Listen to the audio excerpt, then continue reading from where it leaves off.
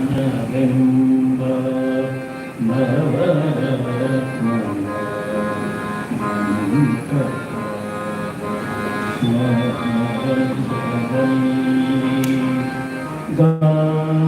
ಗಾನಲೋಲನ ಕೊಳ್ಳಿಸಿ ಜ್ಞಾನದಿಂದ ಭಜಿಸುವೆನು ಸದಾಯನ್ನ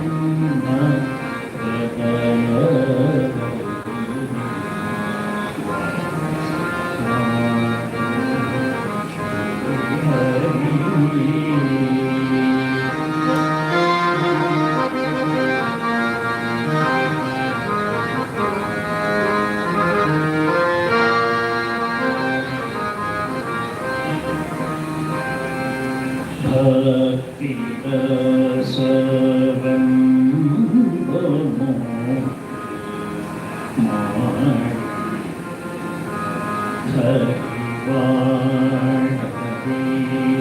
ಭಕ್ತಿ ರಸವೆಂಬಮೋ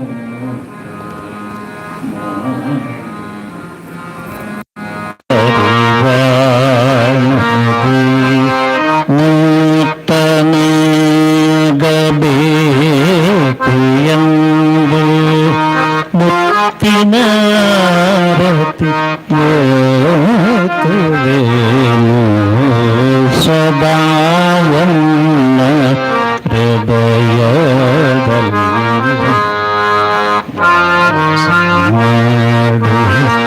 ಶ್ರೀಹರಿ ಸದಾಯನ್ನ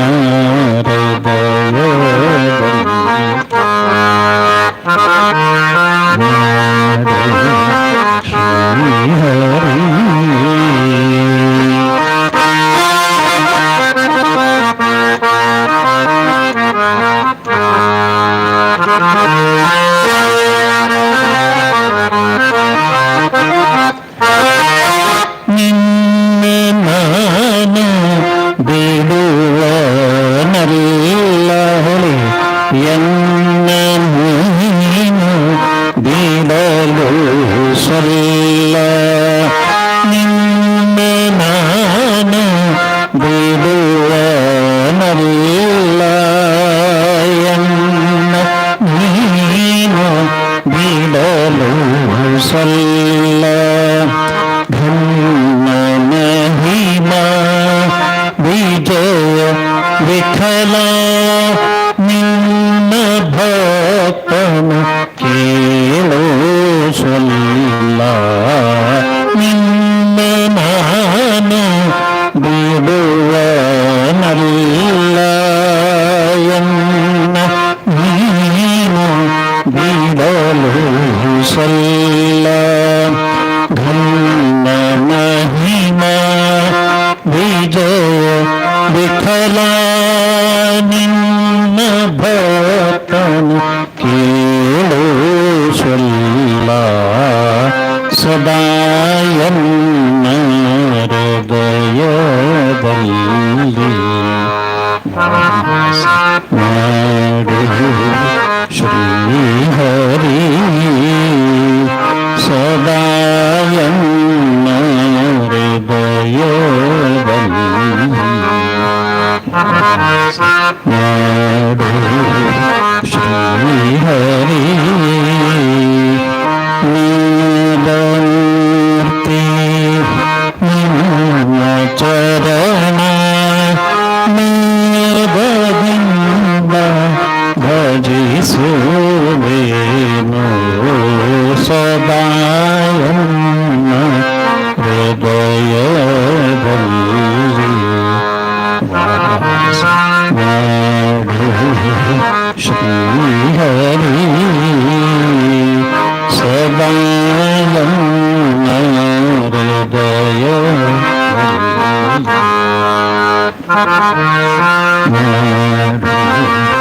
ಶ್ರೀಹರಿ ನಿನ್ನನ್ನು ನಾನೂ ಬಿಡೋದಿಲ್ಲ, ಆದರೆ ನೀನು ನನ್ನನ್ನು ಬಿಡಬಾರ್ದು, ಬಿಡಲು ಸಲ್ಲ. ಇದು ಭಕ್ತರ ಸೊಲ್ಲ ಆಗಬೇಕು. ಅದನ್ನೇ ವಿಜಯದಾಸರು ಹೇಳಿದ್ದು.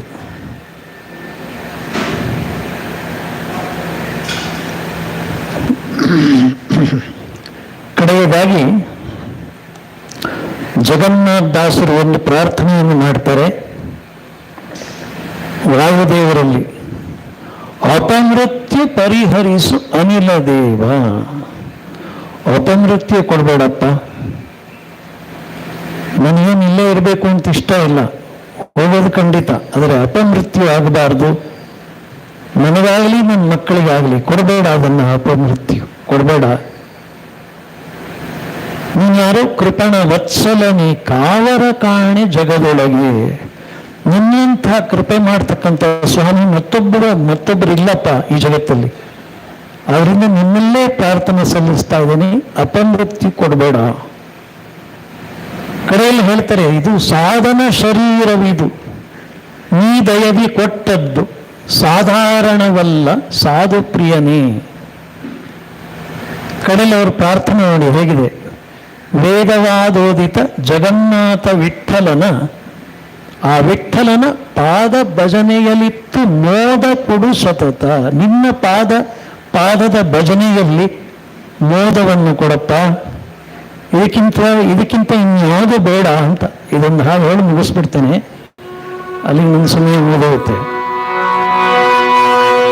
ಅಪಮೃತ್ಯು ಪರಿಹರಿಸು ಅನಿಲ ದೇವ.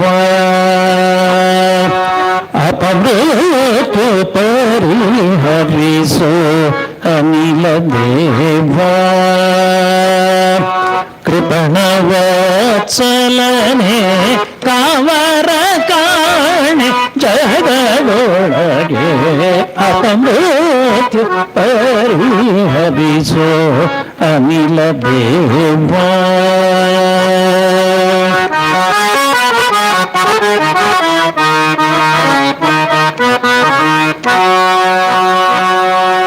ನಿನಗಿನ್ನು ಸಮರಾದ ಅನಿಮಿತ ಬಾಂಧವರು ಎನಗಿಲ್ಲ ಆವಾವ ಜನುನದಲ್ಲಿ. ನಿನಗಿನ್ನು ಸಮರಾದ ಅನಿಮಿತ ಬಾಂಧವರು, ನಿನಗಿಂತ ಸಮರಾದ ಅನಿಮಿತ ಬಾಂಧವರು ಎನಗಿಲ್ಲ ಆವಾವ ಜನುನದಲ್ಲಿ. ಅನುದಿನವು ಎಮ್ಮ ನೀನು ದಾಸೀನ ಮಾಡುವುದು ಅನುಚಿತವು ಜಗದಿ ಸಜ್ಜನ ಶಿಖಾಮಣಿಯೇ. ಅಪಮೃತ್ಯು ಪರಿಹರಿಸು ಅನಿಲ ದೇವ. ಜ್ಞಾನಾಯುರೂಪಕನೇ ನೀನಹುದು ವಾಣಿ ಪಂಚಾನನಾದ್ಯಮರವಿಗೆ ಪ್ರಾಣದೇವ. ದೀನ ವತ್ಸಲ ನಿನ್ನ ನಾನಿನ್ನ ಮೊರೆ ಹೋಕೆ. ದೀನ ವತ್ಸಲ ನಾನಿನ್ನ ಮೊರೆ ಹೋಕೆ. ದಾನವಾರಣ್ಯ ಕೃಷಾನು ಸರ್ವೋದಯನ್ನ. ದಾನವಾರಣ್ಯ ಕೃಷಾನು ಸರ್ವೋದಯನ್ನ. ಅಪಮೃತ್ಯು ಪರಿಹರಿಸೋ ಅನಿಲ ದೇವ. ಸಾಧನ ಶರೀರವಿದು ನೀ ದಯದಿ ಕೊಟ್ಟದು ಸಾಧಾರಣವಲ್ಲ ಸಾಧು ಪ್ರಿಯನೇ. ವೇದವಾದೋದಿತ ಜಗನ್ನ ವಿಠಲನ ಪಾದ ಭಜನೆಯಲಿತು ಮೋದ ಕೊಡು ಸ್ವತಃ ವೇದವಾಗೋದಿತ ಜಗನ್ನಾಥ ವಿಠಲನ ಪಾದ ಭಜನೆಯಲಿತು ಮೋದ ಕೊಡು ಸ್ವತಃ ಪಾದ ಭಜನೆಯಲಿತು ಮೋದ ಕೊಡು ಸತತ ಅಪಮೃತ್ಯು ಪರಿಹರಿಸೋ ಅನಿಲ ದೇವ ಕೃಪಣವತ್ಸಲನೆ ಕಾವರ ಕಾಣೆ ಜಗದೊಳಗೆ ಅಪಮೃತ್ಯು ಪರಿಹರಿಸೋ ಅನಿಲ ದೇವ. ಈ ಥರದ ಪ್ರಾರ್ಥನೆಗಳೆಲ್ಲ ಇದೆ. ಇನ್ನು ಕಡೆ ಒಂದು ಹಾಡು ಹೇಳಿ ಮುಗಿಸ್ಬಿಡೋಣ. ನೀವೇ ನೀವು ಅನುಸರಿಸ್ಬೇಕು, ನಾನು ಹೇಳಿ. ಹೇ ಪ್ರೇಮ ರೂಪ ಶ್ರೀರಾಮ ಕೃಷ್ಣ ಕರುಣಾಮಯ ಪಾಲಯ ಹೇಳಿ.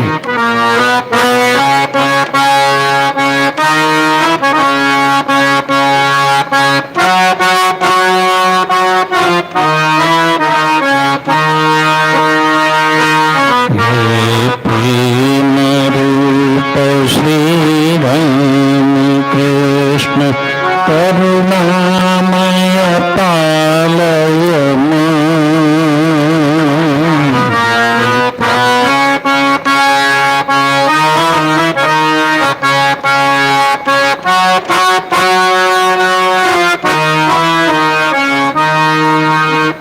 ಇನ್ನು ಗಟ್ಟಿ ಹೇಳಿದ್ರೆ ಅಪಮೃತ್ಯು ಬರೋದೇ ಇಲ್ಲ.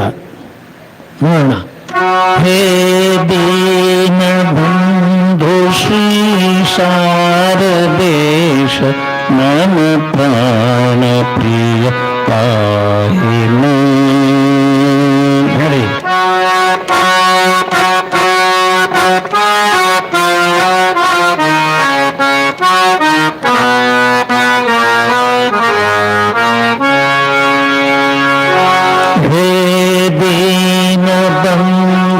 ಶ್ರೀ ಶಾರದೇಶ ಮಮ ಪ್ರಾಣ ಪ್ರಿಯ ಪಾಹಿನ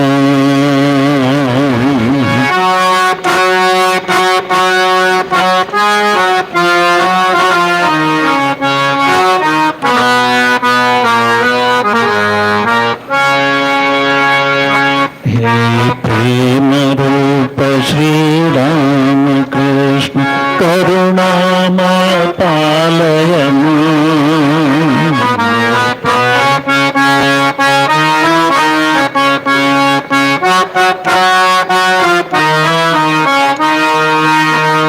ಹೇ ಪ್ರೇಮ ರೂಪ ಶ್ರೀರಾಮ ಕೃಷ್ಣ ಕರುಣಾಮಯ ಪಾಲಯ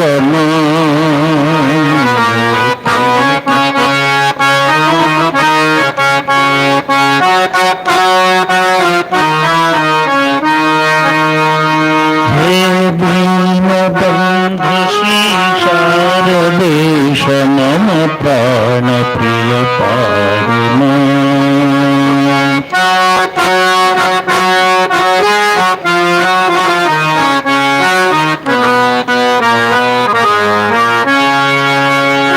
ಹೇ ದೀನಬಂಧು ಶ್ರೀ ಶಾರದೇಶ ಮಮ ಪ್ರಾಣ ಪ್ರಿಯ ಪಾಹಿನ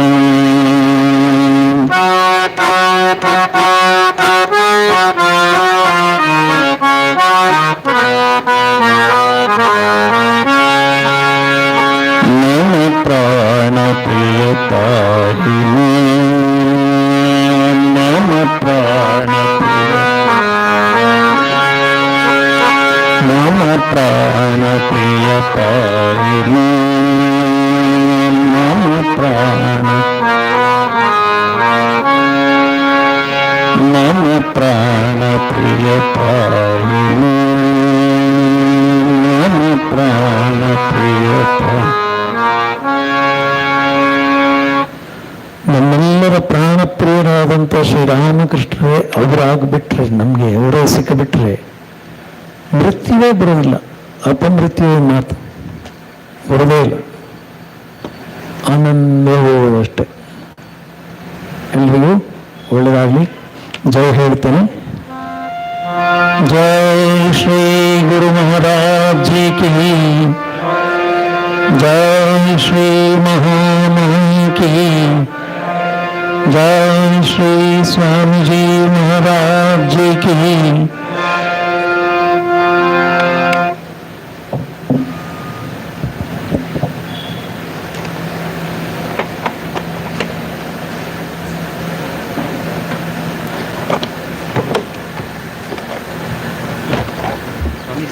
ಇನ್ನೊಂದು 5 ನಿಮಿಷ ಕಂಟಿನ್ಯೂ ಮಾಡ್ತೀರಾ? ಅವ್ರು ಬರ್ತಾ ಇದ್ದಾರಂತ. ನೆಕ್ಸ್ಟ್ ಸ್ಪೀಕರು ಯಾರು ಬರ್ತಾರೆ? ಇವರು ಡಾಕ್ಟರ್ ಉಷಾ ಬಸ್ತಾನ್ ಹತ್ರ ಬರ್ತಾ ಇದ್ದಾರೆ.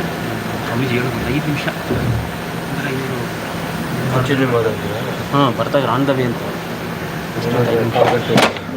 ಮೊದಲೇ ಹೇಳ್ಬೇಕು ತಾನೆ, ಮೊದಲೇ ಹೇಳ್ಬೇಕು ತಾನೆ ಜೈ ಕೊಡೋಕೆ ಮುಂಚೆ.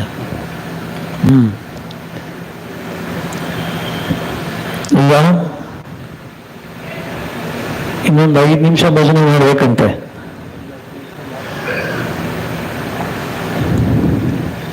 ಅವರಿಂದ ಇನ್ನೊಂದು ನಾನು ಹೇಳ್ಕೊಡ್ತೀನಿ, ಹೇಳಿ.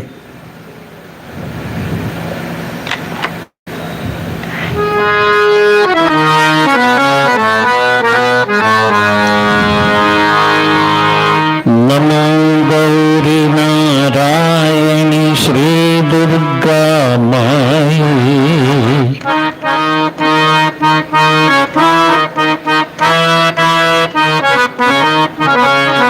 ನಮೋ ಗೌರಿ ನಾರಾಯಣಿ ಶ್ರೀ ದುರ್ಗಾ ಮಾಯಿ,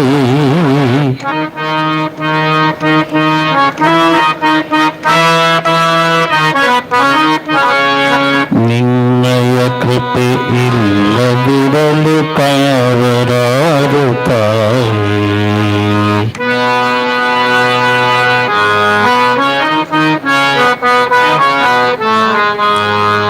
ನಿನ್ನಯ ಕೃಪೆ ಇಲ್ಲದಿರಲು ಕಾವರಾರು ತಾಯಿ.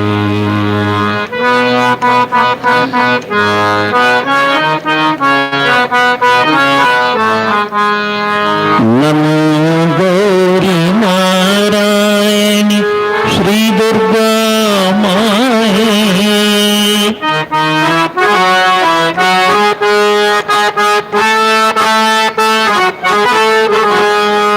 ನಮೋ ಗೌರಿ ನಾರಾಯಣಿ ಶ್ರೀ ದುರ್ಗಾ ಮಾಯೇ,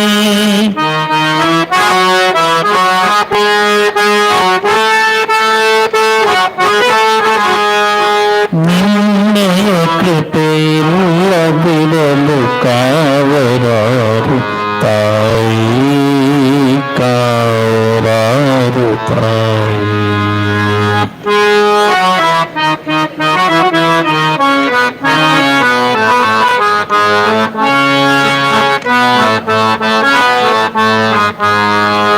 ನಿನ್ನಯ ಕೃಪೆಯಿಲ್ಲದಿರಲು ಕಾವರಾರು ತಾಯಿ, ಕಾವರಾರು ತಾಯಿ.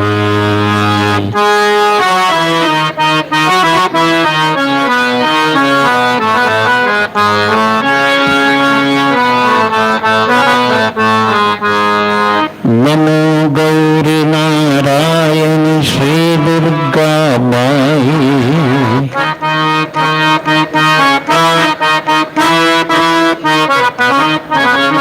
ನಮೋ ಗೌರಿ ನಾರಾಯಣಿ ಶ್ರೀ ದುರ್ಗಾ ಮಾಯಿ,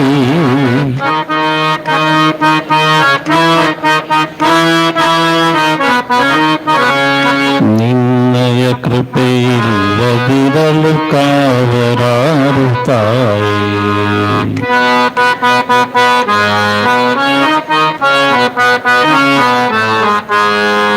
ನಿನ್ನಯ ಕೃಪೆ ಇಲ್ಲದಿರಲು ಕಾವರಾರು ತಾಯಿ.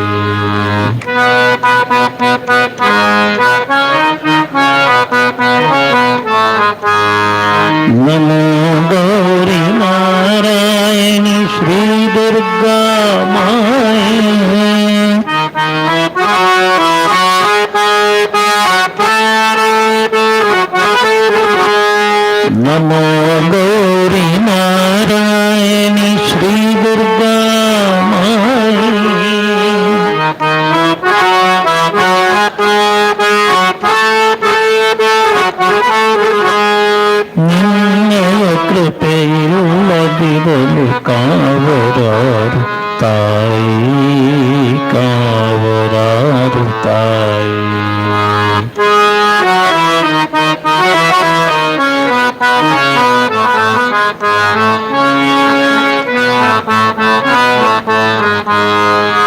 ನಿನ್ನೆಯ ಕೃಪೆಯಿಲ್ಲದಿರಲು ಕಾವರಾರು ತಾಯಿ, ಕಾವರಾರು ತಾಯಿ.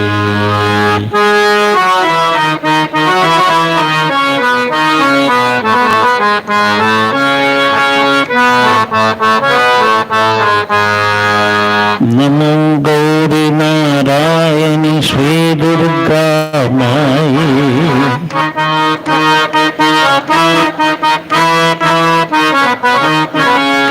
ನಿನ್ನಯ ಕೃಪೆ ಇಲ್ಲದಿರಲು ಕಾವರಾರು ತಾಯಿ.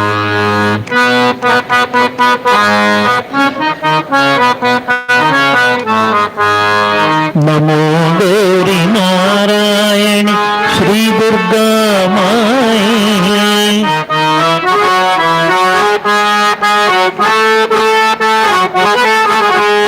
ನಿನ್ನಯ ಕೃಪೆಯಿಲ್ಲದಿರಲು ಕಾವರಾರು ತಾಯಿ, ಕಾವರಾರು ತಾಯಿ.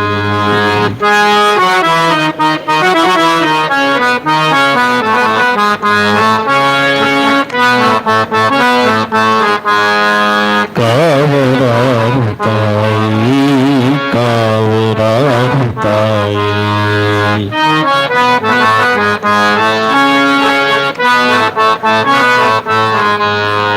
ತಾಯಿ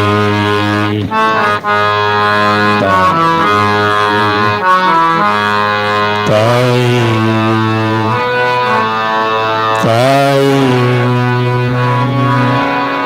ತಾಯಿ ತಾಯಿ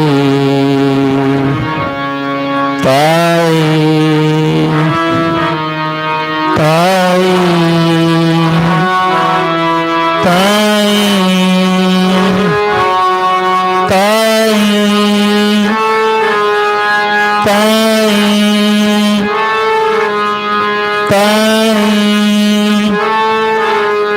ತಾಯಿ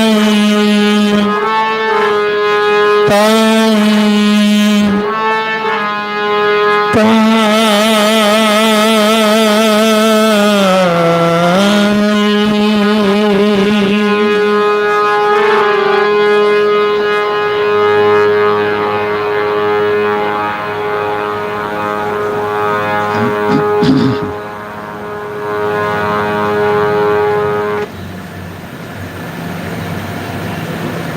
ಬಂದ್ರನಪ್ಪ.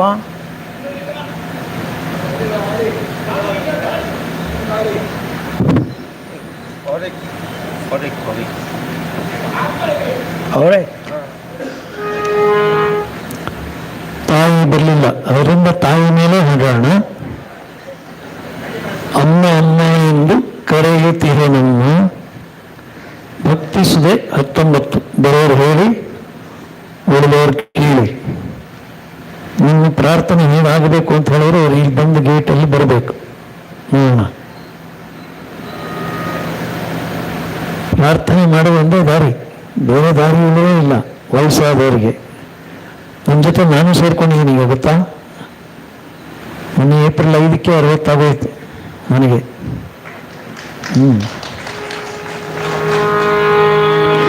ಅಮ್ಮ ಅಮ್ಮ ಎಂದು ಕರೆಯುತ್ತೀಹೆ ನಮ್ಮ, ಕರೆದಂತೆ ನದೆ ಓಡಿ ಬಾರಮ್ಮ, ಓಡಿ ಬಾರಮ್ಮ. ಅಮ್ಮ ಅಮ್ಮ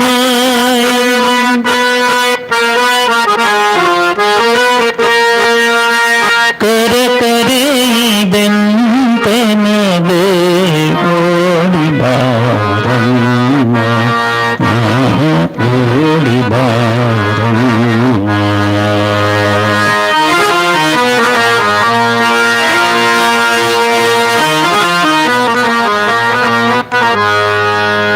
ಯಾರ ದೋಷಗಳೆಷ್ಟು ನನಗೇಕೆ ಬೇಕು, ಯಾರ ದೋಷಗಳೆಷ್ಟು ನನಗೇಕೆ ಬೇಕು ನನ್ನ ದೋಷವತಿದ್ದಿ ನೀ ಚಲಬೇಕು.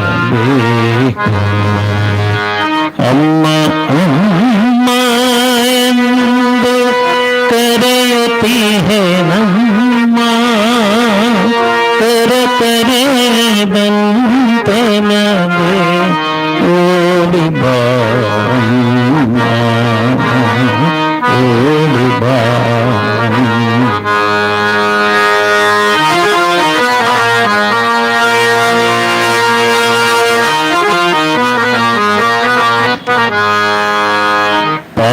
ಪಾಪಿಗಳನ್ನು ಧರಿಪ ನೀಲಯ ಸಿಂಧು ಪಾಪಿಗಳನ್ನು ಧರಿಪ ನೀದಯ ಸಿಂಧು ನೀಡನಿಗೆ ಕರುಣೆ ಆ ಕೃಪೆಯ ಬಿಂದು.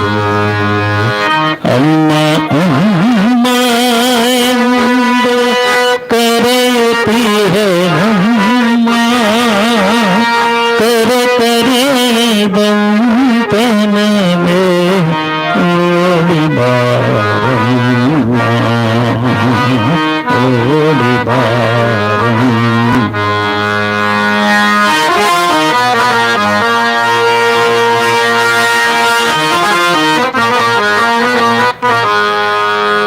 ತಾಯಿ ನೀರುತ್ತಿರಲು ತಬ್ಬಲಿಯ ನಾನು ತಾಯಿ ನೀರುತ್ತಿರಲು ತಬ್ಬಲಿಯ ನಾನು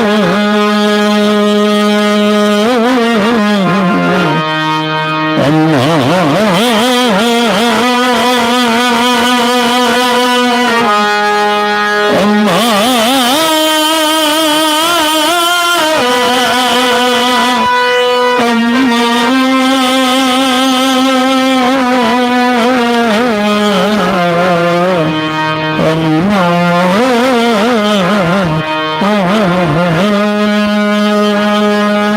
ತಾಯಿ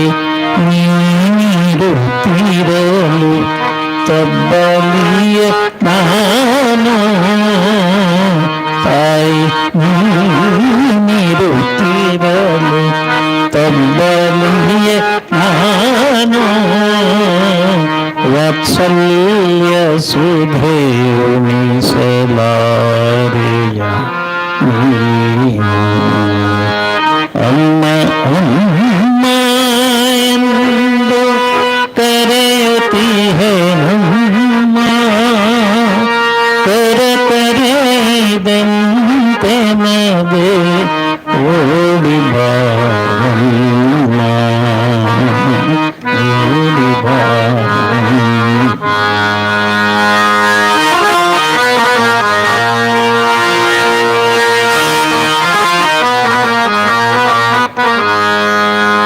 ಜ್ಞಾನ ಭಕ್ತಿ ವಿವೇಕ ವೈರಾಗ್ಯ ನೀಡು ಜ್ಞಾನ ಭಕ್ತಿ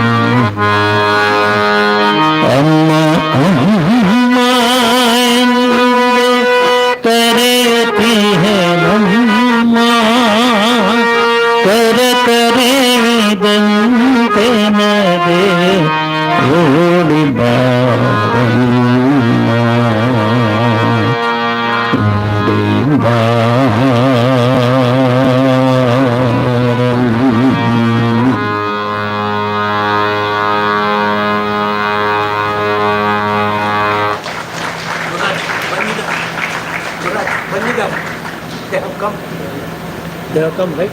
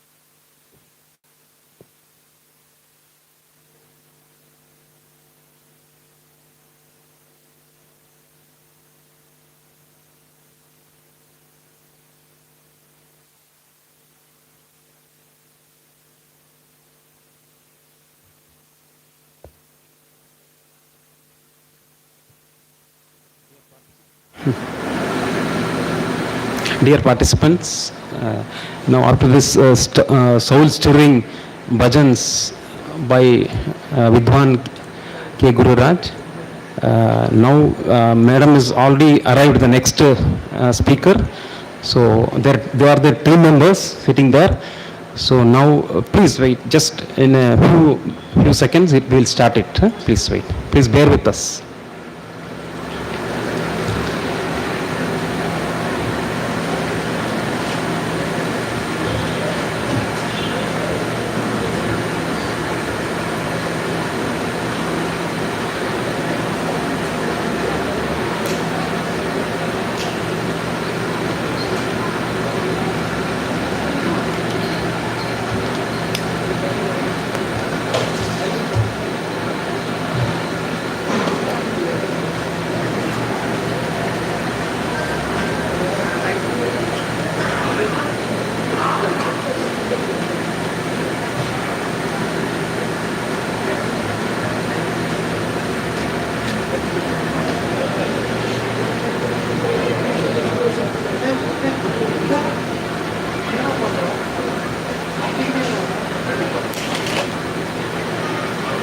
अभी क्या है?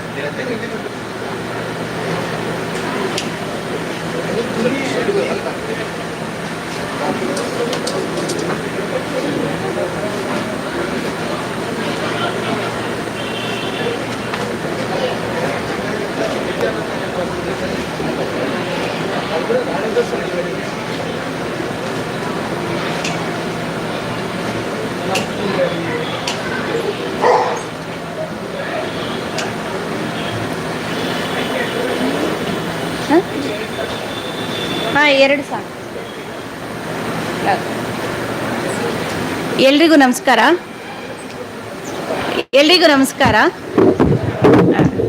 ನಮ್ಮ ಟೀಮ್ ಅವರು ಬರ್ತಾ ಇದ್ದಾರೆ. ಕಾರ್ಯಕ್ರಮ ಇನ್ನೇನು ಆರಂಭ ಆಗತ್ತೆ. ಅದಕ್ಕಿಂತ ಮುಂಚೆ ಒಂದು ಸಣ್ಣದಾಗಿ ನಿಮ್ಮ ಏಕಾಗ್ರತೆಯನ್ನು ಪರೀಕ್ಷಿಸುವಂತಹ ಒಂದು ಆಟ ಆಡಬೇಕು ಅಂತಂದ್ರೆ ಚಿಕ್ಕವರೇ ಆಗಬೇಕು ಅಂತಿಲ್ಲ. ನಮ್ಮೊಳಗಡೆ ಇರುವಂತಹ ಒಂದು ಮಗುವಿಗಾಗಿ ಆಡೋದಕ್ಕೆ ಸಿದ್ಧನಾ? ಸುಲಭವಾಗಿದೆ ಆಟ. ಏನಂದ್ರೆ ನಾನು ತಲೆ ಅಂತ ಹೇಳಿದಾಗ ತಲೆ ಮೇಲೆ ಕೈ ಇಟ್ಕೋಬೇಕು, ಹೊಟ್ಟೆ ಅಂತ ಹೇಳಿದಾಗ ಹೊಟ್ಟೆ ಮೇಲೆ ಕೈ ಇಟ್ಕೋಬೇಕು, ಅಷ್ಟೇ. ಸಿಂಪಲ್ ಅಲ್ವಾ? ಆಡೋಣವಾ? ಔಟ್ ಆದರೆ ನೀವೇ ಅಕ್ಸೆಪ್ಟ್ ಮಾಡಿಕೊಂಡು ಆಟನ ಅಲ್ಲಿಗೆ ಕಂಟಿನ್ಯೂ ಮಾಡಬಾರ್ದು, ಸ್ಟಾಪ್ ಮಾಡ್ಕೋಬೇಕು. ಓಕೆ, ಸಿದ್ಧ? ರೆಡಿ? ತಲೆ, ಹೊಟ್ಟೆ, ತಲೆ, ಹೊಟ್ಟೆ, ಹೊಟ್ಟೆ, ಹೊಟ್ಟೆ, ತಲೆ, ಹೊಟ್ಟೆ, ತಲೆ, ತಲೆ. ಔಟ್ ಆದವರು ಔಟ್ ಪ್ಲೀಸ್. ತಲೆ, ಹೊಟ್ಟೆ, ಹೊಟ್ಟೆ, ಹೊಟ್ಟೆ, ತಲೆ, ತಲೆ, ತಲೆ, ತಲೆ, ತಲೆ, ಒಂಚೂರು ಮೇಡಮ್ ಬಂದರು. ಥ್ಯಾಂಕ್ ಯು, ಧನ್ಯವಾದಗಳು ಎಲ್ರಿಗೂ.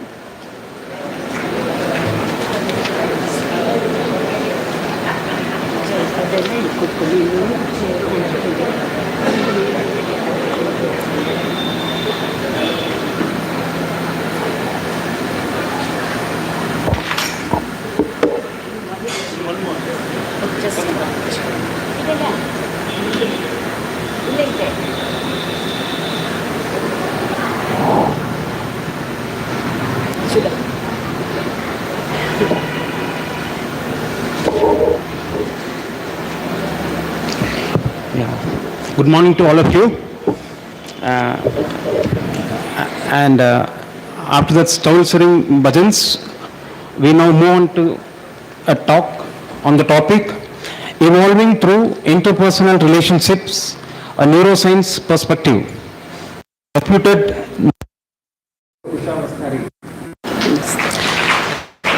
a brief introduction of Madam. Dr. Usha Vastare is a reputed neuroscientist who is a BSc and MSc gold medalist and rank holder from the Bangalore University. She has a PhD from Mysore University in the year 1981.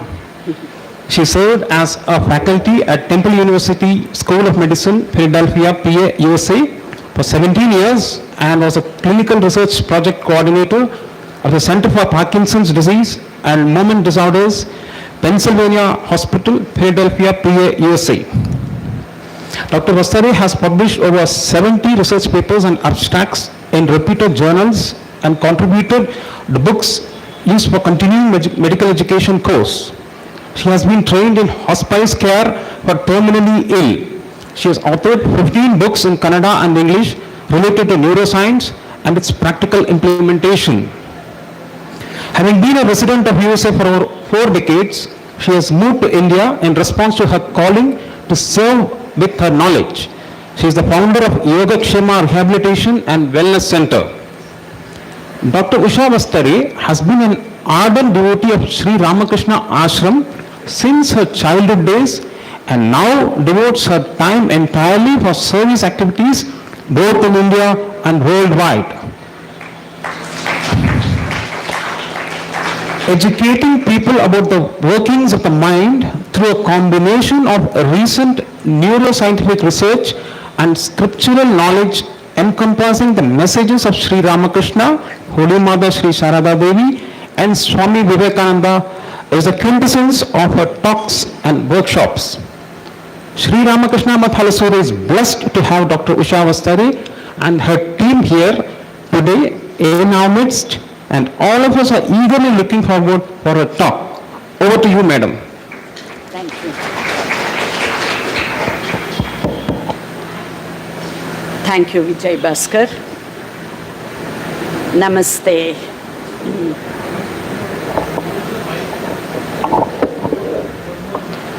Om Sthapakaya cha dharmasya sarvadharmaswarupine Avatara Varishtaya Ramakrishnaya Te Namaha.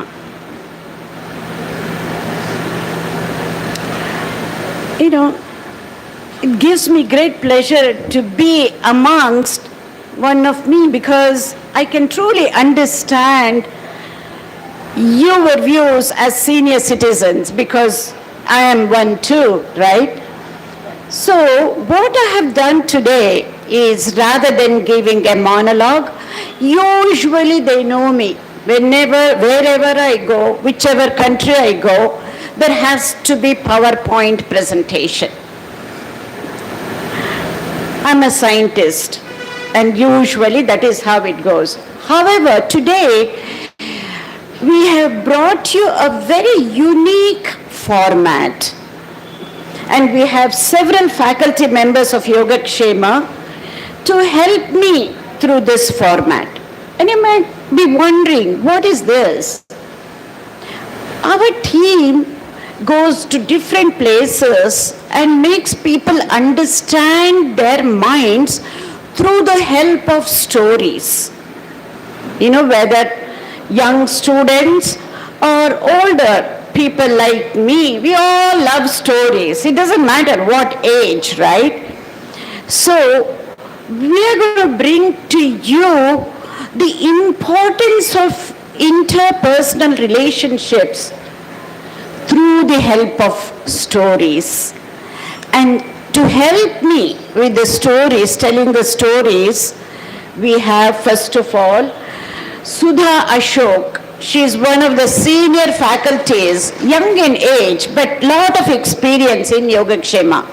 One of the senior faculties of Yogakshema. And the rest of the team, as we go along, I'll introduce others. If I ask you what is important at this stage in our lives, first of all, we will say what? Health, absolutely. And I'm not even going to include wealth because we are all kind of comfortable right now at this stage. Yes, maybe we want another car for our son or a two-wheeler for that teenage granddaughter. Those are all extra things. We're not talking about that. We're talking about a wealth of a different nature, which is our relationships with our loved ones, with our own spouses, and with our children and grandchildren who may be here. Some of them are far away, right? How many of your sons or daughters are outside of India? Can you? Of course, this is the norm, right? And for others, it's only a matter of time. Either your son or your daughter-in-law or your grandchild will be going to a different nation, right? So what do we think of our relationships? When we had our children, we thought they're going to take care of us in our old age, is how we thought. But today, we are going to ask you to change that perception, that outlook. Because Max Planck, he was a quantum physicist. He says, if you change the way you look at things, the things you look at will change, right? So we're going to look at interpersonal relationships as even more important than our health and wealth, the material wealth. Why? You may ask. See, if somebody is quite healthy, younger generation, they are quite healthy. If they don't care about their parents, their siblings, do you think they're going to be happier as they grow? Absolutely not. They may be, I would say, either suffering or go through some kind of health issues. At our age, it's a done deal, right? Something or other we are all going to go through with our health. However, if our interpersonal relationships are good, if they are meaningful, if they are purposeful, then we can handle anything in life, whether it is health or even our material wealth also. So I say, as a neuroscientist, it is extremely important to have good interpersonal relationships with our own loved ones, with our own wife, and with our own husband, and our children. They may be far away, grandchildren, our neighbors. And as we commute anywhere, even with the strangers on the road, the relationship is not how we deal with them. The relationships happen up here, right? So it's extremely important to have meaningful relationships. And how can we evolve through this relationship is the issue.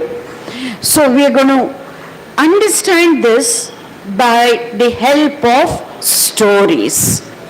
But even before we get to the very first story, I'm going to say there is a prayer.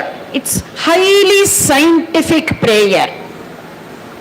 And I'm going to say it in English, and Sudha here is going to say it in Kannada. How many of you cannot understand Kannada at all here? Only a few. Even if you don't understand Kannada, I'm sure we're going to say in such simple Kannada, the story you will be able to understand. Whatever the essence of the story, I'm going to be saying in English, okay? Because it makes so much sense for us when our mother tongue is Kannada to be telling stories in Kannada. It feels with our heart. So the stories are going to be in Kannada, but the interpretation is going to be in English. So the serenity prayer, this is the way it goes. Oh God, whichever God you believe, okay? Oh God, grant me the serenity to accept the things I cannot change. Grant me the serenity to accept the things I cannot change. Courage to change the things I can. Grant me the courage to change the things I can, and the wisdom to know the difference. More importantly, the wisdom to know the difference. If I may ask Sudha to translate it into Kannada, you can use that mic. So the serenity prayer is highly scientific. This is going to be the first prayer for today's session, and it is going to be the last one. And you will see soon, it is not just for this session, for our lives, for implementation. This prayer is enough for us to be able to implement. Yes, she's going to say it in Kannada, and I will repeat in English again. Go ahead. ಹೇ ದೇವ, ನನಗೆ ಪರಿವರ್ತಿಸಲು ಆಗದುದನ್ನು ಅಂಗೀಕರಿಸುವ ಪ್ರಸನ್ನತೆಯನ್ನು ದಯಪಾಲಿಸು. ನನಗೆ ಸಾಧ್ಯವಾದುದನ್ನು ಪರಿವರ್ತಿಸುವ ಸ್ಥೈರ್ಯ ನೀಡು, ಹಾಗೂ ಇವೆರಡರ ನಡುವೆ ಇರುವ ತಾರತಮ್ಯವನ್ನು ಗ್ರಹಿಸುವ ವಿವೇಕ ಕೊಡು. Thank you. God, grant me the serenity to accept the things I cannot change. Grant me the courage to change the things I can, and the wisdom to know the difference. With this, we are going to move to the very first story. And the title of the story is The Choice is Yours. ಆಯ್ಕೆ ನಮ್ಮದೇ. So, to tell the story, we have Sudha Ashok, she's going to tell the story right now. She is one of our senior faculty members, and she has trained many people to tell the stories and make people understand about their own minds. She has led her team in many different places, including the NIMHANS, wherein they did a summer camp for kids from all over India. And there were many kids who could not understand Kannada. So she had to switch, telling stories and few others in Hindi, and they were able to do a great job. She does this for children, for senior citizens, for corporates and many people, and to be able to make people understand their minds through storytelling. And here is Sudha Ashok for us. Thank you. Thank you. Thank you. Thank you.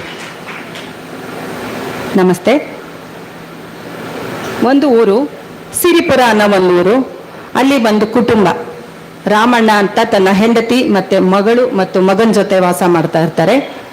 ಒಂದು ದಿವಸ ರಾಮಣ್ಣ ಹೊಲದ ಕೆಲಸದ ಮೇಲೆ ಹೊರಗಡೆ ಹೋಗ್ತಾರೆ. ಮಗ ಮತ್ತು ಮಗಳು ಕೂಡ ಹೊರಗಡೆ ಹೋಗ್ತಾರೆ. ಮನೆಯಲ್ಲಿ ರಾಮಣ್ಣನ ಹೆಂಡತಿ ಒಬ್ಬರೇ ಇರ್ತಾರೆ. ಅಂತ ಒಂದು ಸಮಯದಲ್ಲಿ ಆ ಊರಿಗೆ 4 ಜನ ಪ್ರಯಾಣಿಕರು ಬರ್ತಾರೆ. ಬಂದು ಈ ರಾಮಣ್ಣನ ಮನೆಗೆ ಬಾಗಿಲು ಬಡಿತಾರೆ. ರಾಮಣ್ಣನ ಹೆಂಡತಿ ಬಂದು ಬಾಗಿಲು ತೆಗಿತಾಳೆ, ನೋಡ್ತಾಳೆ 4 ಜನ ಇರ್ತಾರಲ್ವಾ, ಹೊರಗಡೆಯಿಂದ ಬಂದಿದ್ದಾರೆ. ಒಳಗೆ ಕರೀತಾಳೆ, ಬನ್ನಿ ಒಳಗಡೆ ಅಂತ ಕರೆದಾಗ ಅವರು, ನೀವು ಮನೇಲಿ ಯಾರ್ಯಾರಿದ್ದೀರಾ ಅಂತ ಕೇಳ್ತಾರೆ. ಆವಾಗ ಅವಳು ಹೇಳ್ತಾಳೆ, ನನ್ನ ಗಂಡ ಇದ್ದಾರೆ, ಮಗ ಮತ್ತೆ ಮಗಳು ಇದ್ದಾರೆ, ಎಲ್ಲರೂ ಹೊರಗಡೆ ಹೋಗಿದ್ದಾರೆ, ಈಗ ಸದ್ಯದಲ್ಲಿ ನಾನು ಒಬ್ಳಿದ್ದೀನಿ, ನೀವು ಬನ್ನಿ ಒಳಗಡೆ ಕೂತ್ಕೊಳ್ಳಿ ಅಂತ. ಆದ್ರೆ ಅವ್ರು ಹೇಳ್ತಾರೆ, ಇಲ್ಲಮ್ಮ, ನಾವು ಈಗ ಒಳಗೆ ಬರೋದಿಲ್ಲ, ನೀವು ಅವರೆಲ್ಲರೂ ಬಂದ ಮೇಲೆ, ಮನೆಗೆ ಬಂದ ಮೇಲೆ ನೀವು ನಮ್ಮನ್ನ ಕರೀರಿ, ನಾವಿಲ್ಲೇ ಪಕ್ಕದಲ್ಲಿರೋ ಒಂದು ಮರದ ಹತ್ರ ವಿಶ್ರಾಂತಿ ತಗೊಳ್ತಾ ಇರ್ತೀವಿ, ಅವ್ರು ಬಂದ ಕೂಡಲೇ ನಾವು ಬರ್ತೀವಿ ಅಂತ ಹೇಳ್ಬಿಟ್ಟು ಹೋಗ್ತಾರೆ.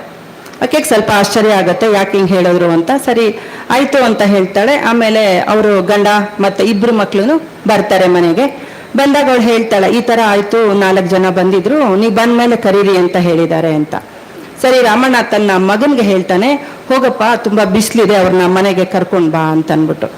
ಆ ಮಗ ಹೋಗ್ತಾನೆ, ಹೋಗ್ಬಿಟ್ಟು ಅವ್ರ 4 ಜನಕ್ಕೆ ಕರೀತಾನೆ, ನಮ್ಮ ತಂದೆನೂ ಬಂದಿದ್ದಾರೆ, ನನ್ನ ತಂಗಿ, ಎಲ್ಲರೂ ನಾವು ಮನೇಲಿದ್ದೀವಿ, ತಾವು ದಯವಿಟ್ಟು ಬನ್ನಿ ನಮ್ಮ ಮನೆಗೆ ಅಂತ ಕರೆದಾಗ ಅವ್ರು ಹೇಳ್ತಾರೆ, ನೋಡಪ್ಪ, ನಾವು 4 ಜನ ಇದ್ದೀವಿ, ನಮ್ಮ 4 ಜನದಲ್ಲಿ ನೀನು ಯಾರನ್ನ ಬರಬೇಕು ಅನ್ನೋದನ್ನ ಮನೆಯಲ್ಲಿ ಹೋಗಿ ನೀನು ವಿಚಾರ ಮಾಡ್ಕೊಂಡು ಬಂದು ತಿಳಿಸು, ನಾವು ಒಬ್ಬರು ಮಾತ್ರ ಬರ್ತೀವಿ, 4 ಜನನೂ ಬರಲ್ಲ.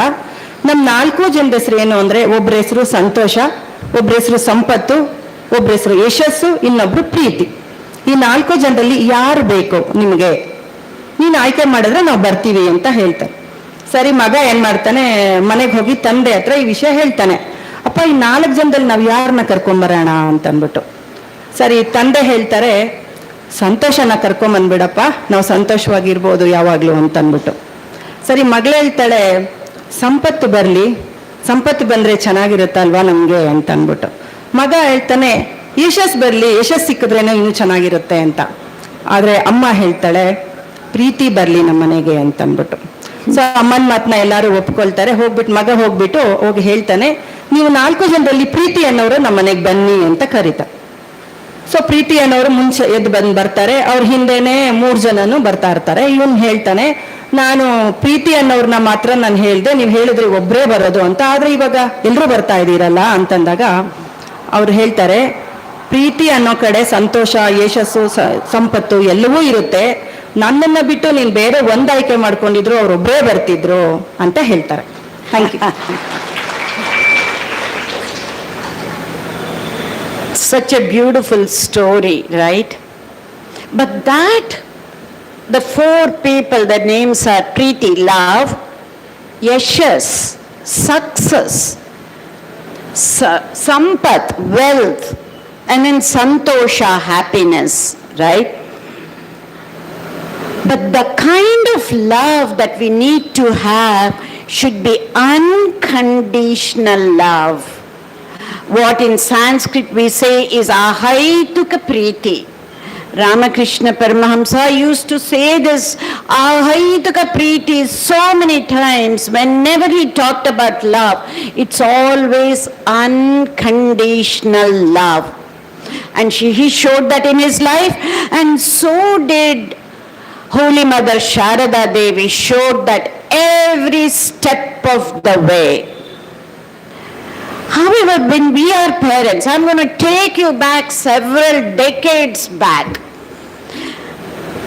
And then how did we think about when we had our first child, especially if it was a son? Oh, I'm so happy. Just like how I have taken care of my parents in their old age, this son of mine will take care of us in our old age. And if it were to be a daughter, oh, we are so glad it is daughter. It's always the daughters who take care of their parents really well. So either way, we were quite happy with whether it is a son or a daughter, which was okay. You have brought them up. But at least now, if we can say, wherever they are, whether they are with you, far away, either in Bangalore in a different place because their place is much closer to their workplace, whatever it may be, have that unconditional love And this is what will help the sons or daughters, wherever they are, to really care for their parents and grandparents. And I can assure you, the way you would have brought them up, they will be able to take care of you in a beautiful manner. So let us all learn to practice that unconditional love. When that is there, everything else will fall in place. Right? So, with that, let us move on to the next story. But before that, what is it that we can learn from this story?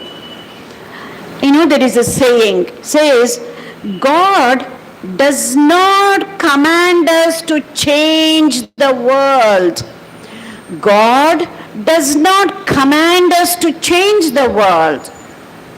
He commands us to love one another just like He has done, one person at a time. So let us all learn to love, first of all, our kids, and then let that love expand to others. And let's pray for the health and wealth and well-being of others, as the shloka says, right? Sarve janaha sukhino bhavantu. With that, we move on to the next story. And we have our young faculty member, Aishwarya, with us to tell the next story. And I request Sudha to introduce Aishwarya here. Thank you. Shrimati Aishwarya Rakhal ಇವರು ಗೃಹಿಣಿ. ಹಿಂದೆ AC ಆಫೀಸ್ನಲ್ಲಿ ಕೆಲಸ ಮಾಡಿದ ಅನುಭವ. ಈಗ ಶೃಂಗೇರಿ ಬಳಿಯ ಜೈಪುರದ coffee ಎಸ್ಟೇಟಿನಲ್ಲಿ ಹೊಸ ಆಯಾಮಗಳನ್ನು ಹುಡುಕ್ತಾ ಇದ್ದಾರೆ. ಸಂಗೀತ ಮತ್ತು ಭರತನಾಟ್ಯ ಕಲಾವಿದೆ. ಇವರ ಇಡೀ ಕುಟುಂಬ ರಾಮಕೃಷ್ಣ ಆಶ್ರಮದ ಭಕ್ತರು. Thank you. ಎಲ್ಲರಿಗೂ ನಮಸ್ಕಾರ. ಒಂದೂರಲ್ಲಿ ಒಂದು ಸಣ್ಣ ಹುಡುಗ ಇರ್ತಾನೆ. ಅವನು ಬೇಸಿಗೆ ರಜಾ, ಸಮ್ಮರ್ ಹಾಲಿಡೇಸ್ ಅಂತ ಅವರ ಅಜ್ಜಿ ಮನೆಗೆ ಹೋಗ್ಬೇಕು ಅಂತ ನಿರ್ಧಾರ ಮಾಡ್ತಾನೆ. ಅವ್ರ ಅಜ್ಜಿ ತಾತ ಮನೆಗೆ ಹೋಗ್ತಾನೆ. ಅಜ್ಜಿ ತುಂಬಾ ಖುಷಿ ಇರ್ತಾಳೆ. ಮೊಮ್ಮಗ ಬಂದ, ಅವನಿಗೆ ವಿಧವಾದ ತಿಂಡಿ ಮಾಡ್ಕೊಡ್ತಾಳೆ. ತಾತ ಹೊರಗಡೆ ಎಲ್ಲ ಕರ್ಕೊಂಡು ಹೋಗ್ತಾನೆ. ಅಜ್ಜಿ ತಾತ ಮನೆ ಅಕ್ಕಪಕ್ಕದ ಮನೆಯಲ್ಲೆಲ್ಲ ಮಕ್ಳು ಇರ್ತಾರಲ್ಲ, ಅವ್ರ ಜೊತೆ ಎಲ್ಲ ಆಟ ಆಡ್ಕೊಂಡು ಖುಷಿಯಾಗಿ ಒಂದು ಸಮ್ಮರ್ ಹಾಲಿಡೇಸ್ನ ಕಳೀತಾ ಇರ್ತಾನೆ.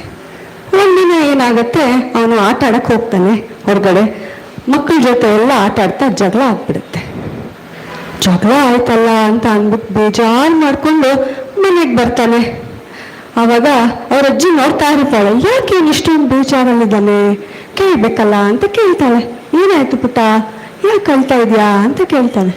ಆವಾಗ ಮೊಮ್ಮಗ ಸುಮ್ಮನೆ ಅಜ್ಜಿನ ನೋಡ್ತಾ ಇರ್ತಾನೆ. ಅವಾಗ ಅಜ್ಜಿ ಕೇಳ್ತಾಳೆ, ಇಲ್ಲ ನೀನು ಹೇಳಲೇಬೇಕು, ಏನಾಯ್ತು ಅಂತ ತೊಡೆ ಮೇಲೆ ಕೂಡಿಸ್ಕೊಂಡು ಕೇಳ್ತಾಳೆ. ಅವಾಗ ಮೊಮ್ಮಗ ಅಜ್ಜಿನೇ ನೋಡ್ಕೊಂಡು ಹೇಳ್ತಾಳೆ, ಅಜ್ಜಿ ನೀನು ನಂಗೆ ಎಷ್ಟೆಲ್ಲ ಹೆಲ್ಪ್ ಮಾಡ್ತೀಯಾ, ವಿಧವಾದ ತಿಂಡಿ ಮಾಡ್ಕೊಡ್ತೀಯಾ, ತಾತನಿಗೆಲ್ಲ ಹೆಲ್ಪ್ ಮಾಡ್ತೀಯಾ, ನೀನು ಹೇಗೆ ಇಷ್ಟೊಂದು ಸಂತೋಷ ಖುಷಿಯಾಗಿ ಯಾವಾಗಲೂ ಇರ್ತೀಯಾ ಅಂತ ಕೇಳ್ತಾಳೆ. ಅದಕ್ಕೆ ಅಜ್ಜಿ ನಗಾಡ್ತಾ ಒಂದು ಪುಟ್ಟ ಕತೆ ಹೇಳ್ತಾಳೆ. ನೋಡು ಕಂದ, ನಮ್ಮ ಒಳಗಡೆ ಎಲ್ಲರ ಒಳಗಡೆನೂ 2 ತೋಳುಗಳಿರುತ್ತೆ ಅಂತ ಹೇಳ್ತಾಳೆ. ಮಗು 2 ತೋಳೇನಾ ಅಂತ ಕೇಳ್ತಾಳೆ. ಹೌದು, 2 ತೋಳ ಇರುತ್ತೆ. ಒಂದು ತೋಳ ಸಕಾರಾತ್ಮಕ ತೋಳ, ಅದು ನಮಗೆ ಪ್ರೀತಿ, ವಾತ್ಸಲ್ಯ, ಹೆಲ್ಪಿಂಗ್ ನೇಚರ್, ಕೈಂಡ್ನೆಸ್ ಎಲ್ಲ ಇರುತ್ತೆ. ಅದೇ ಇನ್ನೊಂದು ತೋಳ ಇರುತ್ತೆ, ಬರೀ ಕೋಪ, ದ್ವೇಷ, ಜಗಳ ಆಡೋದು, ಹೆಲ್ಪ್ ಮಾಡಲ್ಲ, ಇದೆಲ್ಲ ಇರುತ್ತೆ. ಈ 2 ತೋಳಗಳ ನಡುವೆ ನಮ್ಮೊಳಗಡೆ ಯುದ್ಧ ನಡೀತಾ ಇರುತ್ತೆ ಅಂತ ಹೇಳ್ತಾರೆ. ಅದಕ್ಕೆ ಮಗು, ಯುದ್ಧನ ಅಜ್ಜಿ, ಯುದ್ಧ ನಡೆಯುತ್ತಾ ಅಂತ ಕೇಳಿದಾಗ ಅಜ್ಜಿ ಹೇಳುತ್ತೆ, ಹೌದು ಮಗನೇ, ಯುದ್ಧ ನಡೆಯುತ್ತೆ ಅಂತ ಹೇಳ್ತಾರೆ. ಹಾಗಾದ್ರೆ ಯುದ್ಧದಲ್ಲಿ ಯಾರು ಗೆಲ್ಲೋದು ಅಜ್ಜಿ ಅಂತ ಕೇಳ್ತಾರೆ. ಅದಕ್ಕೆ ಅಜ್ಜಿ ಹೇಳ್ತಾಳೆ, ಯಾರಿಗೆ ನಾವು ಜಾಸ್ತಿ ಆಹಾರ ಕೊಟ್ಟು ಬೆಳೆಸ್ತೀವೋ ಅದು ಬೆಳೆಯುತ್ತೆ ಅಂತ ಹೇಳ್ತಾಳೆ. ಇಲ್ಲಿಗೆ Give her a big hand. Thank you, Aishwarya. What do we learn from this? You know, what she says is true. We have, irrespective of who we are, we could be a saint or a scientist, doctor or a patient, teacher or a student. All of us have both the qualities within us. The positive qualities and the negative qualities as represented in the story through those wolves. And how do we feed the kids, and which, not kids, wolf, which wolf do we feed is the key here. And again, without any exception, without knowing, we all keep feeding that negative wolf. Because it's a scientific concept, there is no exception. Until and unless we train our minds to keep feeding the positive wolf, automatically, without our knowledge, we keep feeding the negative wolf.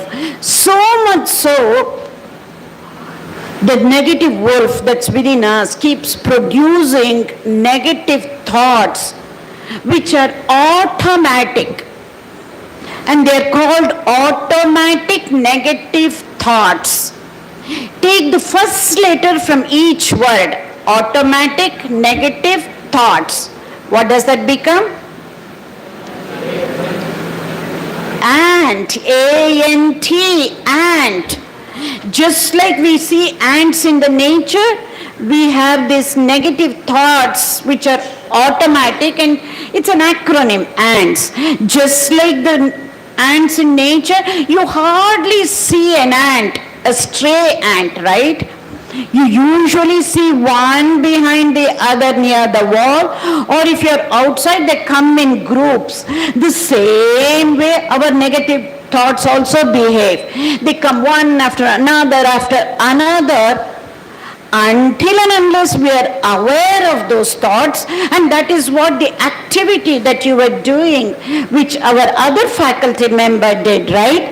That you have to have that complete awareness. You have to have that concentration and awareness of each part of the body that she was showing, she was telling and you were showing. I just had a glimpse of that little activity.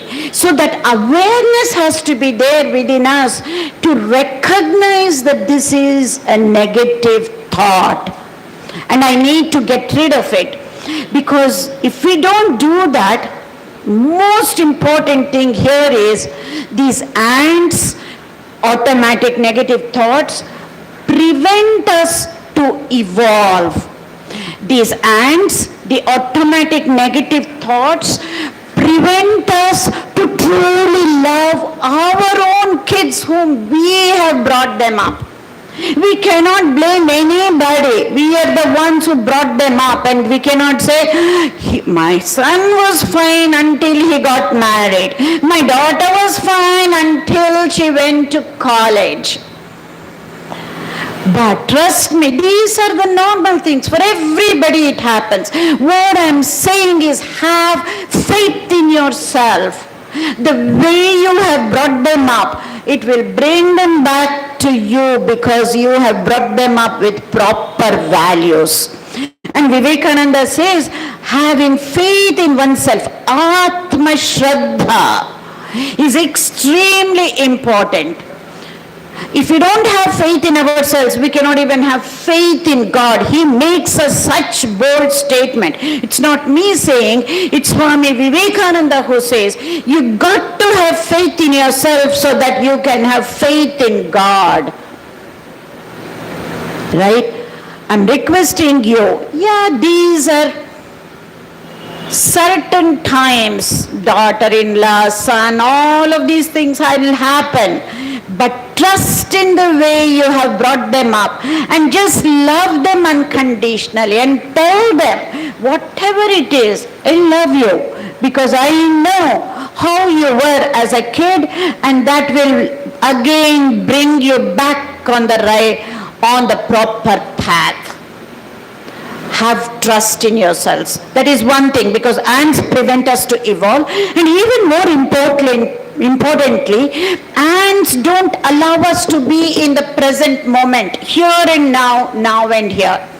I'll take 2 minutes to explain. This is the most important aspect that you can take back home.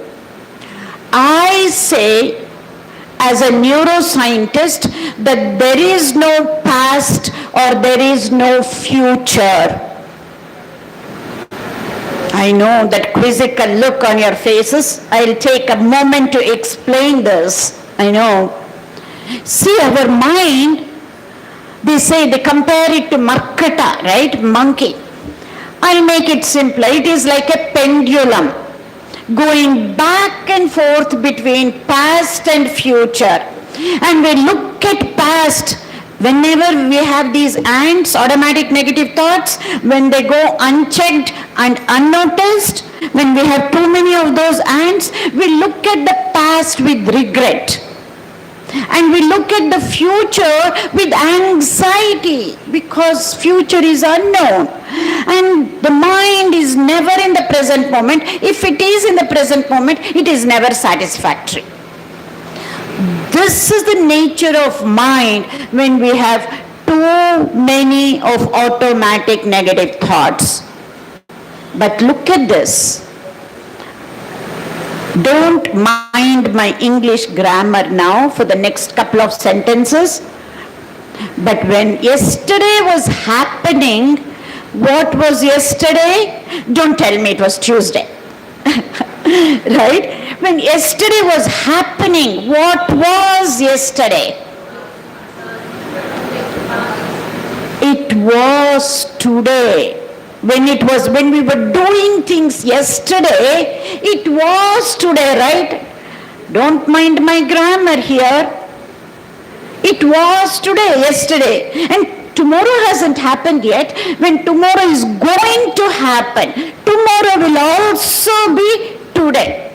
In other words, past and future are our mental constructs only. Yes, we need to learn from the past and we need to plan for the future. But when it comes to the action level, when it comes to the doing level, we can only do things in the present moment, here and now, now and here. Are you with me? It's really, really profound. So all you need to do is, because we are all in that stage together. Forget about our faculty members. We are all in that stage, senior citizen level. And I even have a stick, right? Walking stick. All you need to do is to train your minds one moment at a time. Moment to moment to moment. Human evolution is this. It is on a moment to moment to moment basis. And these ants prevent us to evolve because it won't allow us to be in the present moment. All we need to do is to be in the present moment, but not blaming somebody or blaming the society or blaming the neighbors. Witness whatever is happening and be as mindful. That means just have peaceful, calm state of mind, which is another way of expressing happiness. Happiness and peace are two sides of the same coin. Happiness inside is expressed as peace outside. So be at peace with your own mind so that you can be happy with your children and grandchildren. With that, we will move on to the third story, and we have Neeta, our another faculty member of Yogakshema, to tell this story for you. And again, I request Sudha to introduce our faculty, Neeta. Shrimati Neeta Vijay Kumar ಇವರು ಗೃಹಿಣಿ. LIC ಆಫೀಸಿನಲ್ಲಿ ಕೆಲಸ ಮಾಡಿದ ಅನುಭವ ಮತ್ತು ಹಿಂದೆ ಶಾಲೆಗಳಲ್ಲೂ ಕೂಡ ಕೆಲಸ ಮಾಡಿದ ಅನುಭವ. ಈಗ ಹೋಮ್ ಮೇಕರ್ ಆಗಿದ್ದಾರೆ ಶ್ರೀಮತಿ ನೀತಾ. Thank you. ಎಲ್ರಿಗೂ ನಮಸ್ಕಾರ. ಒಂದು ಊರು ಪಾಂಡವಪುರ ಅಂತ. ಆ ಊರಲ್ಲಿ ಒಂದು ಆಶ್ರಮ. ಅಲ್ಲಿ ಗುರೂಜಿಗಳು ಅವ್ರ ಶಿಷ್ಯರೊಂದಿಗೆ ಇರ್ತಾರೆ. ಅವರು ಗುರೂಜಿ ದಿನ ಸಂಜೆ ಅರಳಿಕಟ್ಟೆ ಮೇಲೆ ಕೂತ್ಕೊಂಡು ಪ್ರವಚನ ಮಾಡ್ತಿರ್ತಾರೆ. ಆ ಊರಿನ ಜನ ಎಲ್ಲ ಕೂತು ಪ್ರವಚನ ಕೇಳ್ತಿರ್ತಾರೆ. ಆ ಊರಲ್ಲಿ ಇಬ್ರು ಕ್ಲೋಸ್ ಫ್ರೆಂಡ್ಸ್, ಸ್ನೇಹಿತರು, ರಾಮ ಮತ್ತು ಭೀಮಾ ಅಂತ. ರಾಮ ಅನ್ನೋರು ಪ್ರತಿದಿನ ಬಂದು ಪ್ರವಚನ ಕೇಳ್ತಿರ್ತಾರೆ. ಗುರೂಜಿ ಹೇಳೋ ಪ್ರವಚನ ಅವ್ರ ಜೀವನದಲ್ಲಿ ಅಳವಡಿಸ್ಕೊಂಡು ಅವ್ರು ತುಂಬ ಸಂತೋಷವಾಗಿರ್ತಾರೆ. ಅವ್ರಿಗೆ ಅವ್ರ ಸ್ನೇಹಿತರಾದ ಭೀಮಾನೂ ಬಂದು ಪ್ರವಚನ ಕೇಳಲಿ ಅನ್ನೋ ಆಸೆ.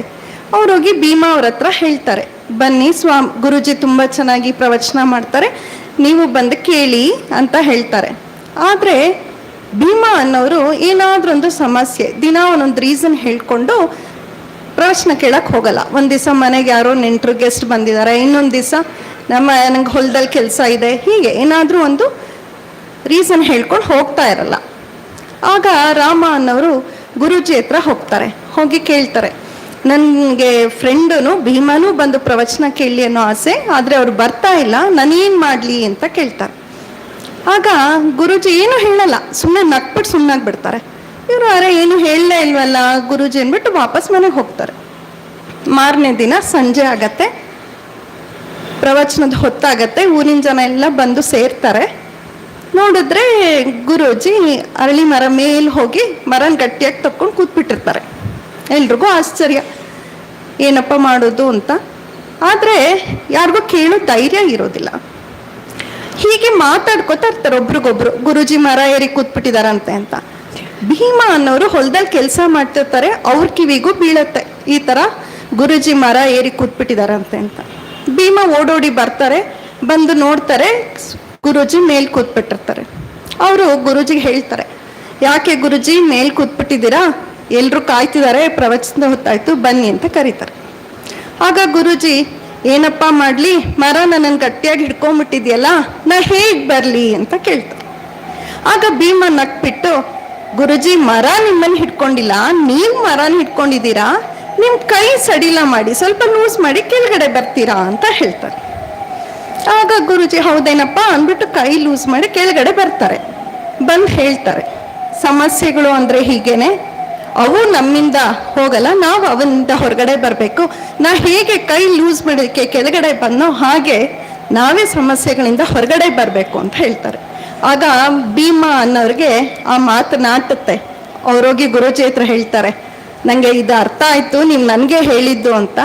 ಇನ್ಮೇಲೆ ನಾನು ನನ್ನ ಸಮಸ್ಯೆಗಳ ಜೊತೆ ಇರಲ್ಲ, ಪ್ರತಿದಿನ ಪ್ರವಚನ ಕೇಳಕ್ ಬರ್ತೀನಿ ಅಂತ ಹೇಳಿ ಪ್ರವಚನ ಕೇಳಕ್ ಬರ್ತಾರೆ. ಅದರಿಂದ ಅವ್ರ ಸ್ನೇಹಿತರಾದ ರಾಮಗೂ ತುಂಬ ಸಂತೋಷ ಆಗುತ್ತೆ. Thank you. Thank you, Neeta.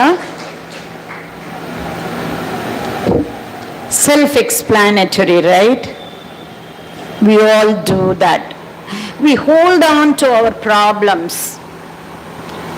We don't know how to let go. Letting go of problems is one thing. Even it's the people who become our problems, we do not know how to forgive them. And we do not know how to love them, and we know it is our own loved ones too. That story is so funny, but yet very deep. I'm not going to go into how unconditionally we need to love and how to forgive. Sometimes just at the scientific level we can learn to forgive, but we need to go a little bit deeper into ourselves to learn to be able to love unconditionally and hold on to something bigger and greater. With this we will get to the fourth story, and for that we have another new faculty with us, Lakshmi Madhusudan, and I request again Sudha to introduce Lakshmi, our faculty.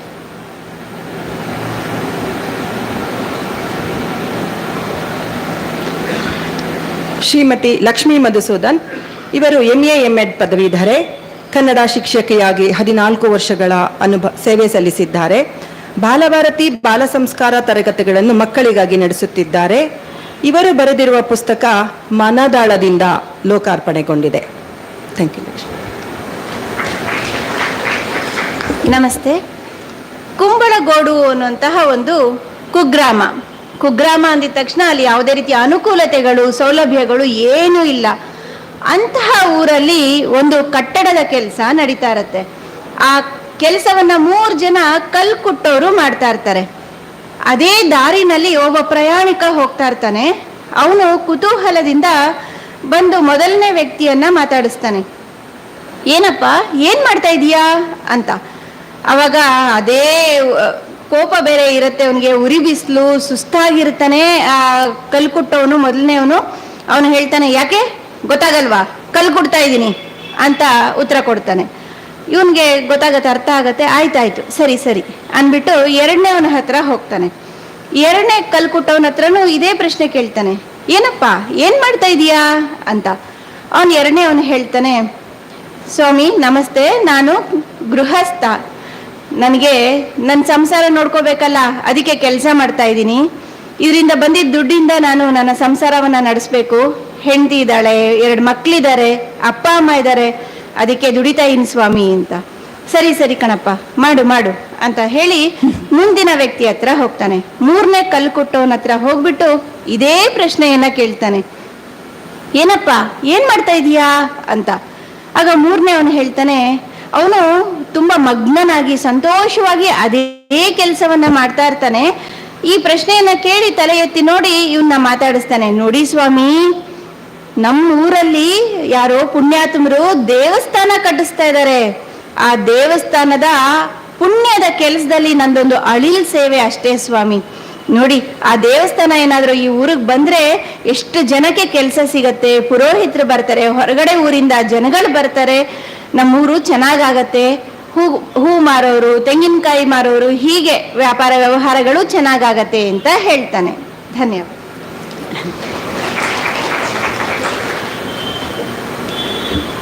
Nodi, look at this. The stranger who was passing by, he has the same question for all the 3 stone cutters. But he got 3 different answers, right? Mind you, all the answers were correct. Says, what are you, blind or something? I'm cutting stones, right? That was what he was saying, doing. The second person, he was working for that paycheck like we all do. The third stone cutter got the same pay. He did not get any extra pay. But he connected himself with a bigger and greater cause than himself. That made his job very different than others. That is what made him happier than the other 2 stone cutters. And look at it, there is no right or wrong in this. Everybody has their own outlook about their jobs, about the world, about the family. However, even though there is no right or wrong, if we can identify ourselves with something bigger and greater, it would make a huge difference in our lives. And it is never ever too late. And that bigger and greater cause starts from the family. Maybe you would have thought about you were just raising kids and grandchildren. All you need to do, that is like the second stone cutter, right? All you need to do is to change the outlook. No extra work that is needed. Even though you have kids and even grandkids, even now if you change your perception that I raised a child, my son, daughter, or trying to raise a grandchild to be a better citizen of the world, a kind and compassionate person, that I have given to this world. Even if you just change that at the thought level, yes, you don't have to raise anybody right now at this age. That job is done. But even now, if you change that perception, it makes a huge difference in the way we look at things. If you change the way you look at things, the things you look at will change. I'm just going to ask our organizer, Mr. Vijay Prasad, there is one more story. If we have time, we will go with that story they're enjoying. Great. So we will conclude. Yes, you want some you have a question? Okay, we will. I will conclude with one last story, and then if we have time, I can take questions too, if there is any time, because immediately I have to go to another session. So we will end with this story. Again, to tell the story, we have Sudha Ashok for this story. You will see, you will like the story. You might have heard it, but you're going to hear this again in the context of how we're going to evolve through interpersonal relationships. Here we go. Sudha. Mahadevapura ಅನ್ನೋ ಒಂದು ಊರು. ಅಲ್ಲಿ ಒಂದು ಆಶ್ರಮದಲ್ಲಿ ಸ್ವಾಮೀಜಿಗಳು ತನ್ನ ಶಿಷ್ಯರೊಂದಿಗೆ ವಾಸ ಮಾಡ್ತಾ ಇರ್ತಾರೆ.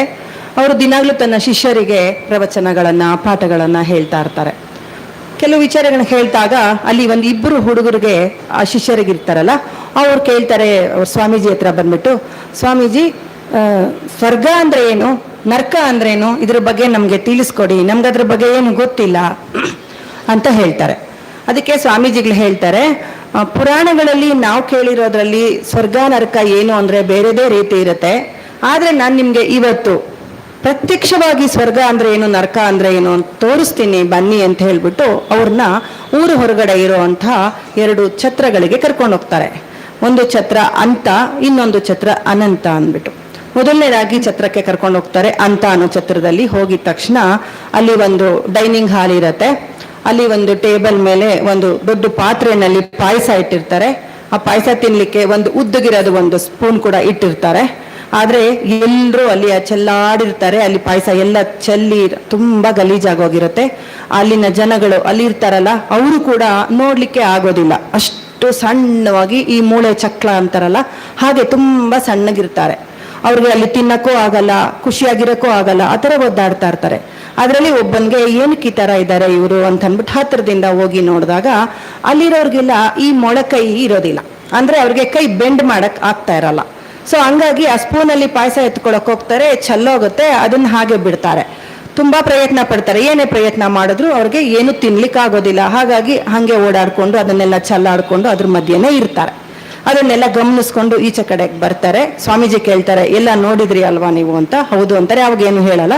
ಇನ್ನೊಂದು ಛತ್ರ ಕರ್ಕೊಂಡು ಹೋಗ್ತಾರೆ, ಅನಂತ ಅನ್ನೋ ಛತ್ರಕ್ಕೆ. ಅಲ್ಲೂ ಕೂಡ ಇದೇ ತರ ಒಂದು ಟೇಬಲ್ ಮೇಲೆ ಉದ್ದನೆ ಪಾತ್ರೆಯಲ್ಲಿ ಪಾಯಸ ಇಟ್ಟಿರ್ತಾರೆ, ಉದ್ದನೆದು ಒಂದು ಚಮಚ ಕೂಡ ಇಟ್ಟಿರ್ತಾರೆ. ಆದ್ರೆ ಅಲ್ಲಿರೋರು ತುಂಬಾ ಖುಷಿಯಾಗಿ ಆರಾಮಾಗಿ ಓಡಾಡ್ಕೊಂಡು ಎಲ್ಲ ಚೆನ್ನಾಗಿ ತಿನ್ಕೊಂಡು ಇರ್ತಾರೆ. ಅವಾಗ ಅಲ್ಲಿ ಮೊದಲು ಹೋಗಿ ಅಬ್ಸರ್ವ್ ಮಾಡಿರ್ತಾನಲ್ಲ, ಅವನಿಗೆ ಇಲ್ಲೂ ಹೋಗ್ತಾನೆ ಹತ್ರದಲ್ಲಿ, ಇಲ್ಲಿ ಏನು ಡಿಫ್ರೆನ್ಸ್ ಇರ್ಬೋದು ಅಂತ ಹತ್ರ ಹೋಗಿ ನೋಡ್, ಅವ್ರಿಗೂ ಸೇಮ್ ಪ್ರಾಬ್ಲಮ್ ಇರುತ್ತೆ. ಅವ್ರಿಗೂ ಕೂಡ ಈ ಮಣ್ಕೈ ಮಡ್ಚಕ್ಕಾಗ್ತಾ ಇರಲ್ಲ. ಆದ್ರೆ ಅವರು ಅಲ್ಲಿನ ತರ ಇಲ್ದಿರ ಇವ್ರೇನ್ ಮಾಡ್ತಾರೆ, ಮಧ್ಯದಲ್ಲಿ ಪಾಯಸದ ಪಾತ್ರೆ ಇಟ್ಕೊಂಡು ಆ ಕಡೆ ಈ ಕಡೆ ಚೇರ್ಗಳನ್ನ ಹಾಕೊಂಡು ಅವ್ರು ಎದುರುಗಡೆ ಇರೋರಿಗೆ ಇವ್ರು ತಿನ್ನಿಸ್ತಾರೆ, ಅವ್ರು ಇವ್ರಿಗೆ ತಿನ್ನಿಸ್ತಾರೆ. ಒಬ್ರಿಗೊಬ್ರು ತಿನ್ನಿಸ್ಕೊಂಡು ಅವರು ಸುಖವಾಗಿ ಸಂತೋಷದಿಂದ ಕಾಲ ಕಳೀತಾ ಇರ್ತಾರೆ. ಸ್ವಾಮೀಜಿಗಳು ಈಚೆ ಕಡೆ ಕರ್ಕೊಂಬಂದ ನಂತರ ಹೇಳ್ತಾರೆ, ಎರಡೂ ನೋಡಿದ್ರಿ ಅಲ್ವಾ ನೀವು, ಇವರು ತಿನ್ನಕ್ಕಾಗ್ದಿರ ಒದ್ದಾಡ್ಕೊಂಡು ಇದ್ದಾರೆ, ಅದನ್ನೇ ನರ್ಕ. ಇವ್ರು ಅವ್ರು ನೋಡಿ, ಎರಡನೇ ಬ್ಯಾಚ್ ಅವ್ರು ನೋಡಿದ್ರಲ್ಲ, ಅವರು ಒಬ್ರಿಗೊಬ್ರು ತಿನ್ನಿಸ್ಕೊಂತ ಖುಷಿಯಾಗಿದ್ದಾರೆ. ಇದೇ ಸ್ವರ್ಗ, ಸ್ವರ್ಗ ನರ್ಕ ಎಲ್ಲೂ ಇಲ್ಲ, ನಮ್ಮಲ್ಲೇ ಇದೆ ಅಂತ ಅಂದ್ಬಿಟ್ಟು. Thank you. Thank you, Sudha. Yeah, heaven and hell is not a place outside, but it's in our mind. Our Upanishad says, scriptures say, Sarvam Manai Eva. Everything is in our mind. So if we need to be happier with our relationships, with our own loved ones, with strangers and whatnot, all we need to do is to forgive their mistakes. Without our knowledge, sometimes we would have done some things to be able to forgive ourselves so that we can forgive others. That is the secret for better interpersonal relationships. I'm just going to end this quote by Aldous Huxley, a scientist and a philosopher. He says, it's a very profound message. He says, God may forgive our actions. God may forgive our actions, but not our brain for our thoughts.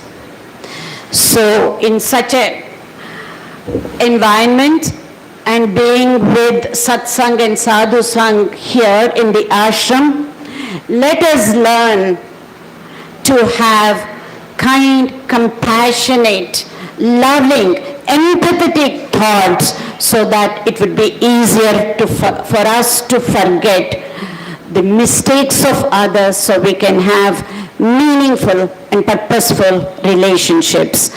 And the way to evolve, the surest way to evolve is through interpersonal relationships. Thank you.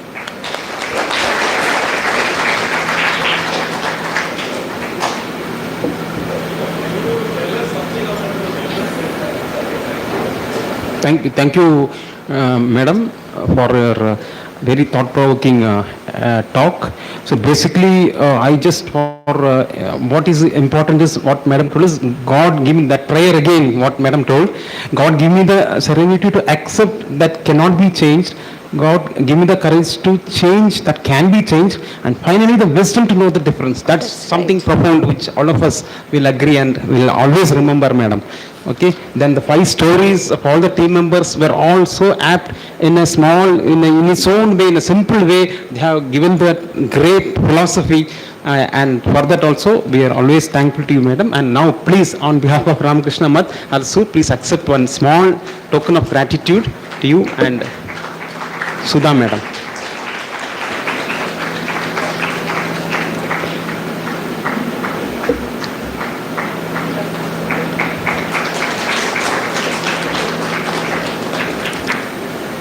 Thank you one and all. We'll now move for the tea break, then we'll reassemble.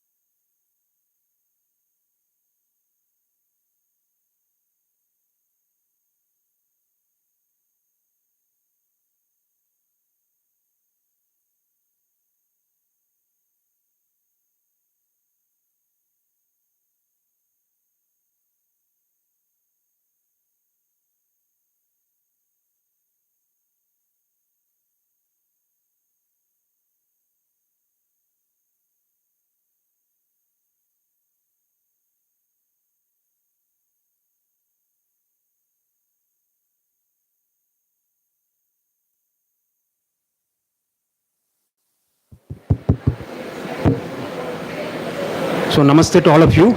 So now the next speaker of the day, today's session, Dr. Flight Lieutenant Balasubramania is just here. He'll be coming at any moment. So meanwhile, we have prepared one questionnaire.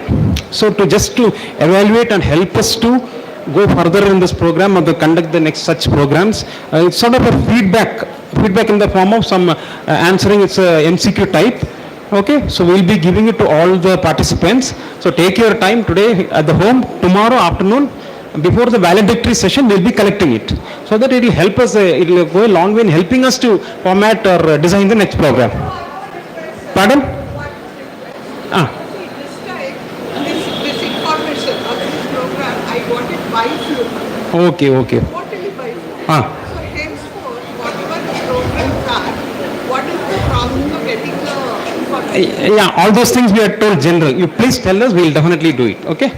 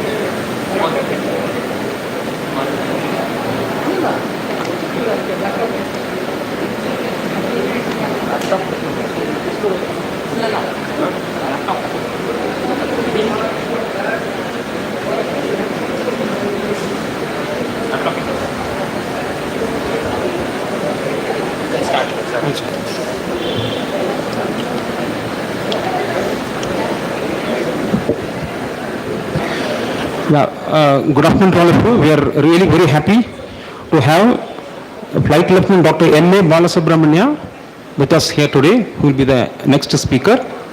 He is a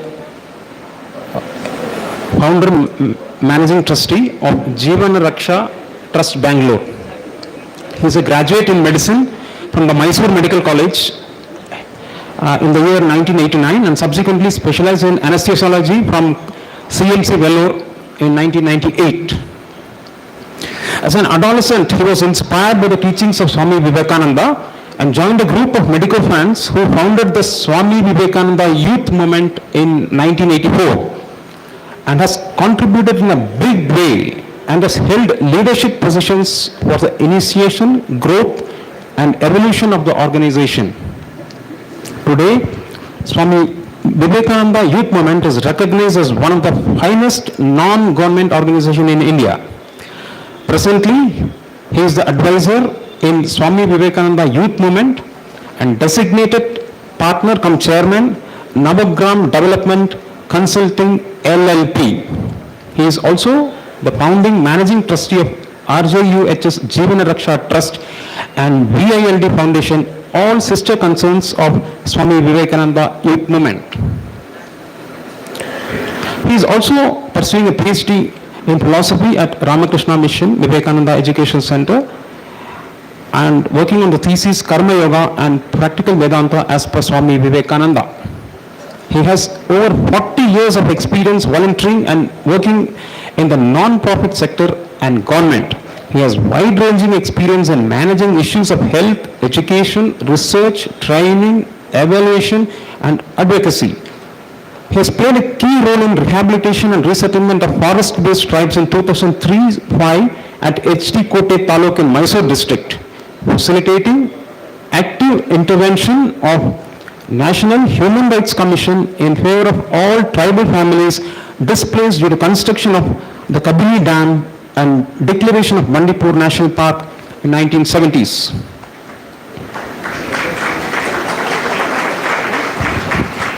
He is an accomplished trainer and a guest faculty in various state and national level training institutes of the government. He has contributed to more than 15 operational guidelines and 50 training modules for India's comprehensive primary health care. He has presented nearly 50 research papers in AIDS, non-profit management and comprehensive primary health care at various national and international conferences. He has delivered more than 1,000 talks on health, human development, etc. in various fora. He played a pivotal role in drafting and launching of Karnataka State's palliative care policy, Vision 2025 for education sector of Karnataka State, and the world's first university accredited comprehensive emergency care and life support training program, Jeevana Raksha.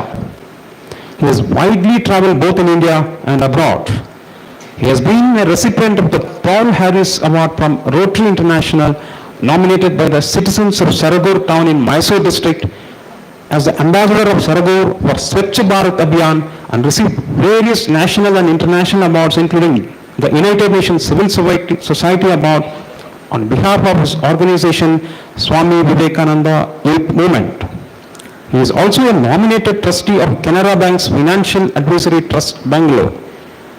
Shri Ramakrishna Mathalasur is blessed to have Flight Lieutenant Dr. M.A. Balasubramania here today in our midst, and all of us are eagerly looking forward for his talk. Over to you, sir.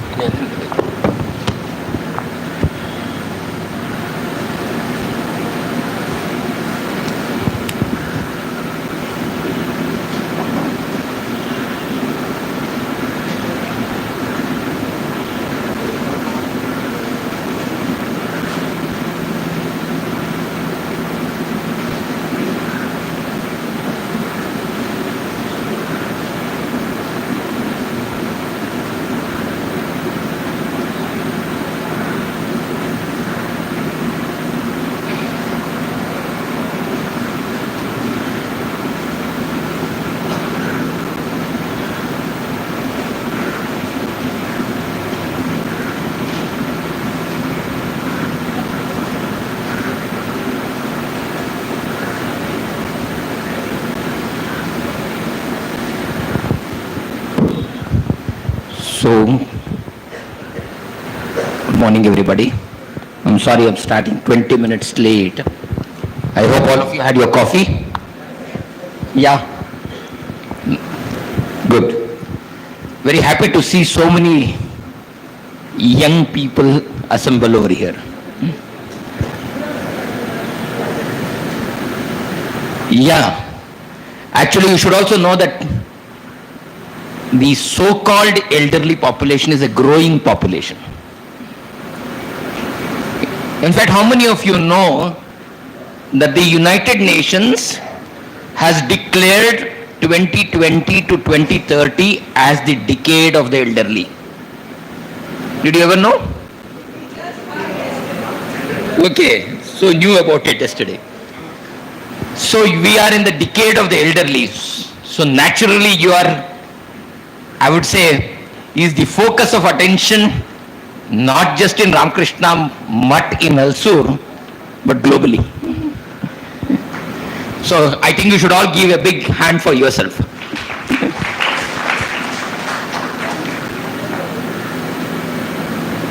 How many of you have done a sit to stand test? Do you know anything about sit to stand test? No. Can you try once? The only limitation of this is you have an armchair here. You're supposed to do that without, in a chair where you're not having an arm. You want to try? Yes. Let's see how much coffee can get down now. Okay. The test is very, very simple.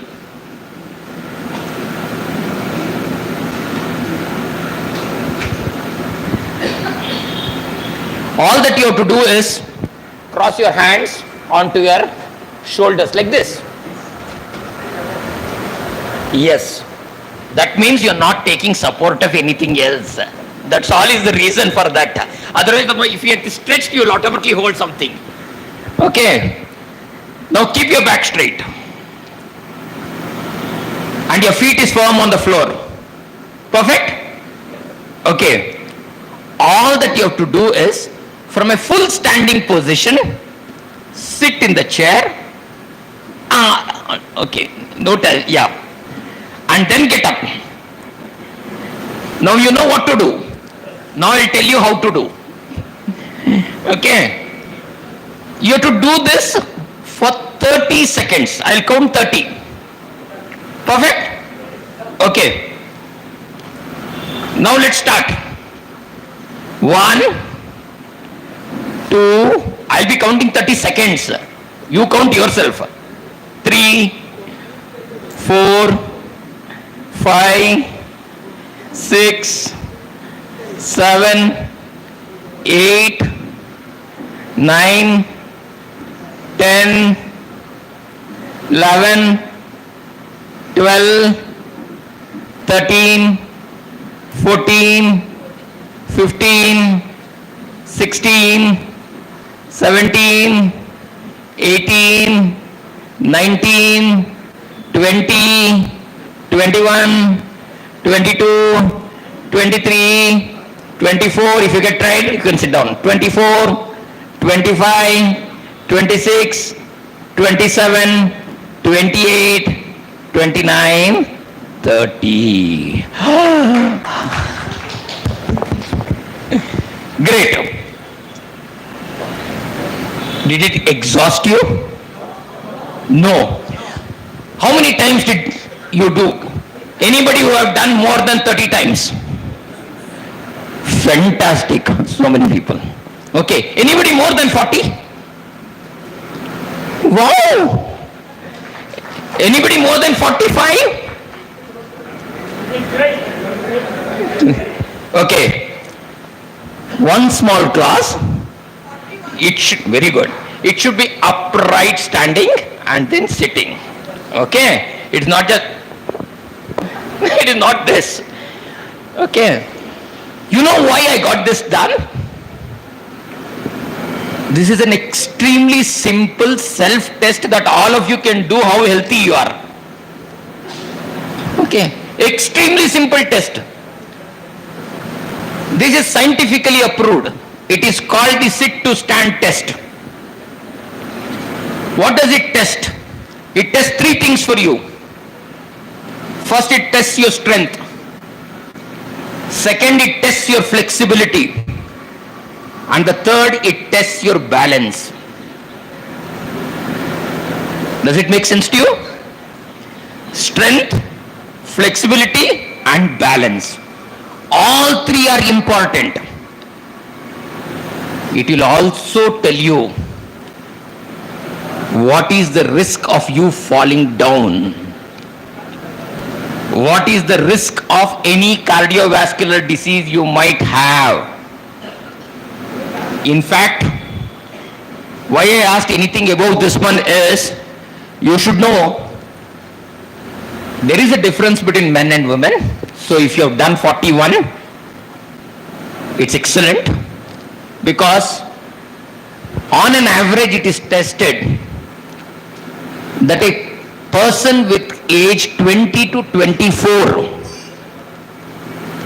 is capable of doing 50 if he is a male and 47 if she is a female. So if you're so close to 40, then you're in the 20s now. Okay. How many of you have crossed 60? All. You know what is the expectation? Worldwide average? 14 for men, 12 for women. Can you change that? It's not.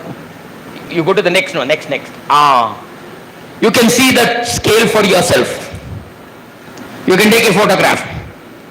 I'm sure this will be in the Google also. Google Mama will give you every information today.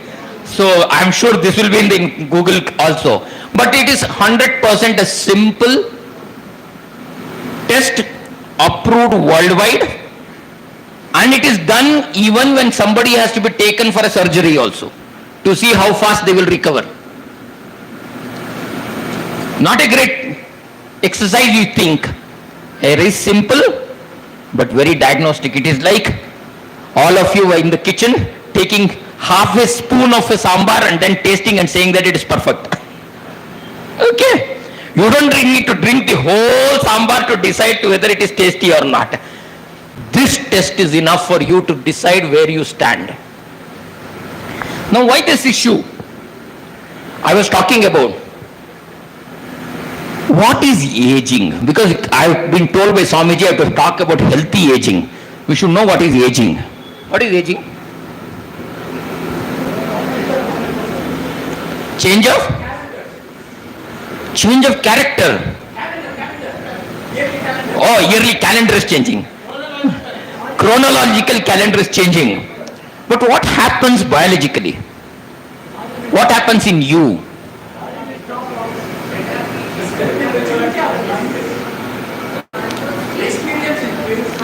Basically, when we are talking about aging, we are only saying that there is a decrease in cells in your organs. That's all.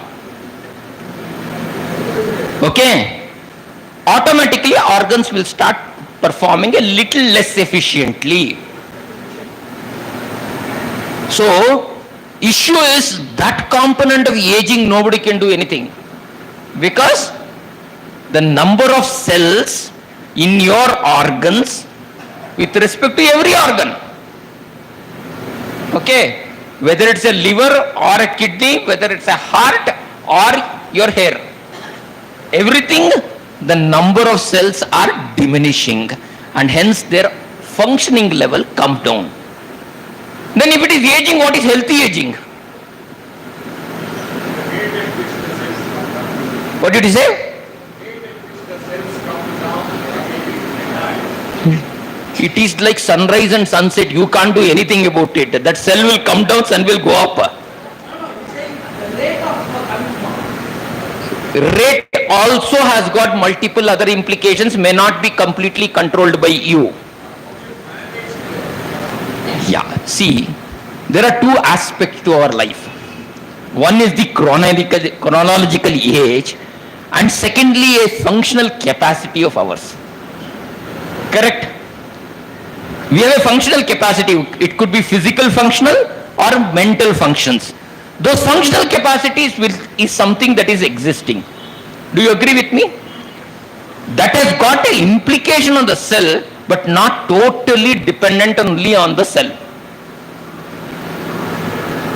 It is like whether it's a goods train or a bullet train, it goes on the same rail. Correct? Both of it will move. Both of it will reach the destination. Both of us has a purpose for which it serves. And it serves. So as individuals, though chronologically our age keeps on growing, and that automatically means the cells are diminishing in every part of our body, there is something called functional capacity, which is majorly dependent on your internal capacity, that can be maintained. Now, healthy aging is, forget about those cells which are coming down, I'll continue to function. So, this aspect is called healthy aging. So, maintaining your internal capacity in the current environment and ensuring your functions, though the cells are coming down in every organ, is called healthy aging in a simple way. So that means you are going to be still well. And happy news is 75% of the elders are always well. Okay? Because aging or old age is not a disease. That's the myth that we all have to get rid of. ಏನಾಯ್ತಪ್ಪ ವಯಸ್ಸಾಯ್ತು ಏನು ಮಾಡೋಕ್ಕಾಗತ್ತೆ. Okay, this is another ಮಿತ್. ವಯಸ್ಸಾಯ್ತು ಏನ್ ಮಾಡಕ್ಕಾಗತ್ತೆ ಅಂತ. I think this is the seed of a colonized world, because they called something called retirement, because we were all fit to be clerks, and after some time they had to get rid of us, so they said retirement. Have you ever heard anything called retirement in any of our scriptures? Huh? Was there any scripture which talked about retirement? No. Then why are we talking about retirement? See, as we said, while the chronological age based on, as I told you, while it increases and your cells diminish, you have an intrinsic functional capacity which you continue to perform. Are you not walking? Are you not eating? Are you not sleeping? Are you not reading? Are you not cooking? Are you going to your shop, doing your work? Or many of you might be still working in multiple dimensions. It may not be work for wages. You may be working in your farm. You may be watering your garden. So every aspect of it is still possible.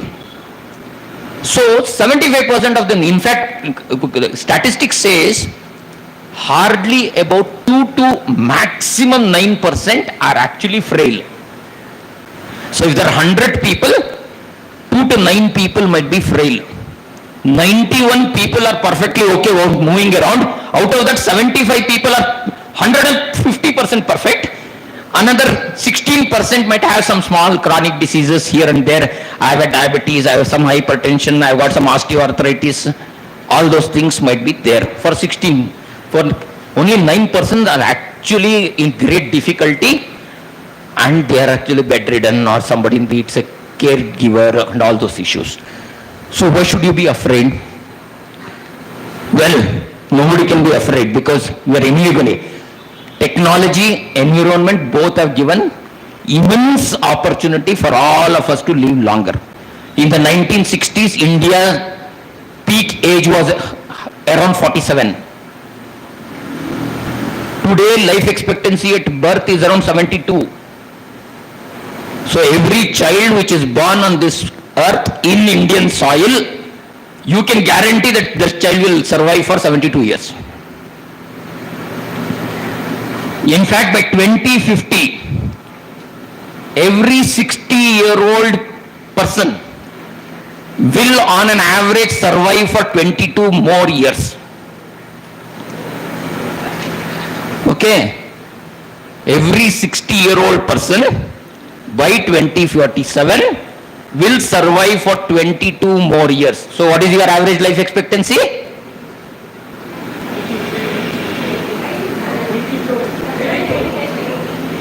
60 to 80, 22 years, I told. 82 years. So 60 years ಇಂದ 22 add ಮಾಡಿ 82 ವರ್ಷ ಕನಿಷ್ಠ ಬದುಕ್ತೀವಿ. Are you unhappy? No. Then the concern of retirement. You forgot the retirement concept. Retirement went with the Britishers. We have now brought it down to our government and other systems. We had nothing. We had only 4 ashramas to live. Either you are a brahmachari, or in grahastha ashrama, or in vanaprastha ashrama, or in sannyasa ashrama. And everybody has some role to perform in this society. The brahmacharya, he was trying to amass all his wealth, including knowledge. The grahastha ashrama not only amassed wealth but distributed wealth for all the other 3 ashramas. The vanaprastha ashrama grew a little bit mature, and then he said, no, me and my blood and my relationship and other things is not the only thing in this world. Now even my neighbor's child is my child. Okay, there is nothing like paraya. Everybody is my child. I take care of everybody. I treat every child as the same, every other person. Sannyasa is given more. He has to embrace the whole world as his own family. Okay, he gave up 1 wife and 1 children, 1 family, and took the whole world as his own family. And he has to He is interested in the well-being of the whole world. So there is a role that keeps on transforming. So now don't go back and tell your grandchild, ನನ್ನ ಕಾಲ ಎಲ್ಲ ಮುಗೀತು, ನಿಮ್ಮ ಅಮ್ಮನ ನೋಡ್ಕೋ ಹೋಗೋ. ಆಯ್ತಾ? ನಿಮ್ಮಮ್ಮ ಅಜ್ಜಿ ಆಗಿಲ್ವಲ್ಲ, ಅಜ್ಜಿ ನೀವೇ ಆಗಿರೋದು, ತಾತ ನೀವೇ ಆಗಿರೋದು ಅಲ್ವಾ? Where will the child go for ajji and tata? Wait for their mother to become ajji and tata? How practical it is. So you become an ajji only now. And the child has you as the ajji. And ajji cannot be replaced by another ajji. You only have to be an ajji, you only have to be a tata. So you have a role to perform. So that role is something that we have to learn. How do you actually ensure that you continue to perform that role is an important element. Today in this country, approximately 10 crore out of 140 crores are of your age. That is why nobody gave attention till now. That's why till Colonel Radhakrishnan called, no ashram also did not think of you for a retreat. Okay? But no longer that can be, because 20 years from now India will have 30 crore such people. The world will have 2.1 billion such people. That means 210 crores of 60 plus age will be there in this world. So old people or so-called old age is not going to be far and few. They are going to be a substantial number. In fact, even today, if you can look at countries like Japan, their old age population is significantly high. Japan is still the 4th largest economy of the world. Do you agree? Just because they're old people, they have not gone down. They're still the 4th largest economy in the world. So we have to understand how to transform whatever little challenges of the cell coming down has on you into an opportunity that you can actually contribute to many. This is where the whole concept of healthy aging comes in. So what is that? First we'll have to break all our myths, not talk about anything. I think you can jump a lot of slides. Yeah, jump.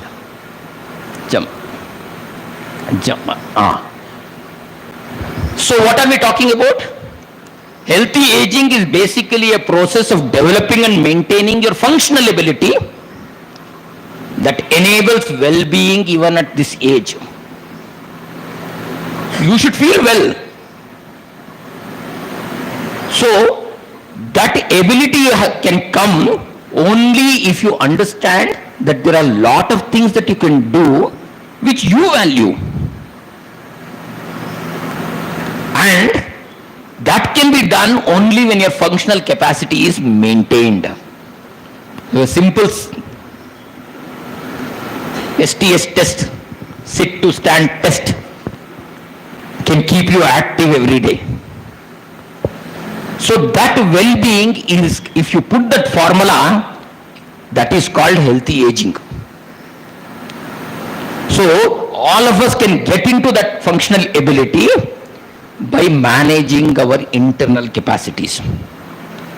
So what are the things that we are capable of doing at whatever age we might be? We might be 80, we might be 90, we might be 70, we might be 60. Jump to slides. Next slide. These 5 things you can continue to do. Can you meet your basic needs? Yes or no? Yes. That's functional capacity for you. To contribute to society? Yes.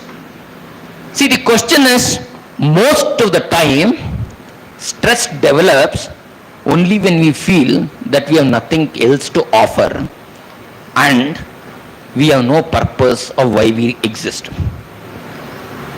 The whole level of motivation comes up from the purpose to live. Unless and until we keep defining the purpose for why we are living, our motivation levels automatically come down. In fact, there are multiple ways in this one. In fact, I still remember a tribal chieftain living in our tribal areas in HT Kote Talong. They belong to different groups. Jenu Kuruba is the most primitive, Beta Kuruba is a complementary. Yaravas, Paniyas, and Bunde Soligas. So Jenu Kurubas are the majority and the world calls them primitive tribes. Okay. But primitive in what? I don't know. Because we decided, because sitting in Bangalore, we thought they are living in forest, they should be primitive. Okay. They are living in natural forest, you are living in concrete forest. Which is more better, I don't know. Both of you are living in jungles. But that jungle is supposed to be primitive, this jungle is supposed to be advanced. So human made, we have egoistic, I did it, so that's why we are happy. There the nature is doing, so that is why they didn't do anything. Good. We used to have in our tribal school regularly Madama coming. Madama is around 70 plus years.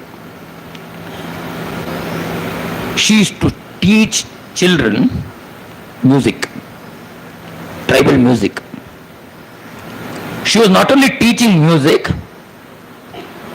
she was able to tell the meaning of every song that she was singing. Not only that, she was even explaining to them in what circumstance this song is sung. Because as you know, art and culture has got its own innate characteristics. Okay. Even the most organized Carnatic music also has got which raga to be sung at which time in the day. Correct? So even tribal songs have got situations where they sing that song. When they want to call the spirit, there is a different song. When they are waiting for their husband to come back from the forest, they have a different song. When they want to actually play with the child, they have a different song. When a person is giving birth to a child, they have a song. What fun you can see. They can sing a song when the person is in pain and delivering the baby. How soothing that could be. So she was explaining everything. So we decided, why take all these pains of getting her every time, because she has to be transported, otherwise she has to walk around 10 kilometers to come to our school. So we hit up an idea. Titan gave us support. So what they did was, we decided every month, one Saturday, the 8th and 9th students will go to Hardis. Not on vacation, on schooling. What schooling? They learn the whole week in the school. They have learned some mathematics, they have learned from language. In our school, which was one of the first in the state which actually incorporated basic technology skills into them. So they were learning carpentry, electrical, plumbing, agriculture. Okay. They were given batches and they enjoyed that much more than the classroom, because to the extent that ultimately my science teacher decided to go with the electrical teacher and teach them Ohm's law and Faraday's law there itself, because child was there only. Anyway, they're going to do a serial connection and a parallel connection, teach them everything there only and come back. Then maths teacher thought, why should I be alienated from it? Anyway, children doesn't listen to me inside the classroom. So they also went to the technology classroom. What they were doing, they were cutting metal sheets to make dustbins, winnowing trays, mora, and they had to cut. So when they were cutting, what they say, how to cut? They have to take measurement. Second, there are angles. So all angles, measurement, everything was taught by the mathematics teacher in the metalwork class when they were actually making dustbins and winnowing trays. You can understand how children would enjoy. Now these children started going to the school. going to the village. We chose about 6 tribal colonies in the neighborhood. We said, this is not picnic or holiday. This is work. This is school. The school goes to the village. So what did they do? They went there. They had 3 conditions put by the teacher. The first thing is whatever they have learnt, they have to go to the village, check the borewell and see whether it's functioning. Repair it if it is not. Or if nothing else, put the grease and come back. Next, check all the electrical wiring of all houses. Ensure that whether there is a tube bulb to be fitted or a solar lamp to be modified, anything, all those things they have to take care. After that, anyway, there are self-help groups these days in every tribal colony also, just like how you have it in urban cities. These children were supposed to sit and write the accounts and the minutes of the meeting of that day. Parents were very excited. They know that sending children to school has got benefit for their own village and house. So that means there is meaning for their education to come. We didn't want to stop there. How the elderly was engaged. See, the tribals have been evicted out of the forest 40 years back. 1970s when the Kabini Dam was built, when 14,000 hectares of forest was submerged, they were evicted out of the forest. Subsequently, in 1972, Bandipur National Park was announced. Again, they were all thrown out of the forest. Because we have a vision, no? National Park means no human intervention. We copied it from Yellowstone National Park, where there were no inhabitants, there were only picnic goers. And because Madam Indira Gandhi was there and she saw and she was very touched by the nature protection, etc., she came back and said, we should have national parks. And our bureaucracy also thought over, what is a national park? Nobody inside. Fine, throw all people out. Okay, so we created our own problem. They didn't know that in America they did not have any tribals inside the forest because they were shot dead long before, at the time of independence itself. Okay. So where were they? So there was no eviction needed also and no necessity and nobody was living inside also. So if it were to be an untouched, okay, habitation, then tribals also should not have been touched. They were part of the ecosystem. And we have pulled them out. But these 40 years, a lot of these parents and grandparents have lived in the forest, experienced the life in the forest, understood the value of things, and in their own perspective have their own stories. I'm sure each of you have a story to tell. How many of the times will you share that story with your child, with your grandchild, with your neighbor's child?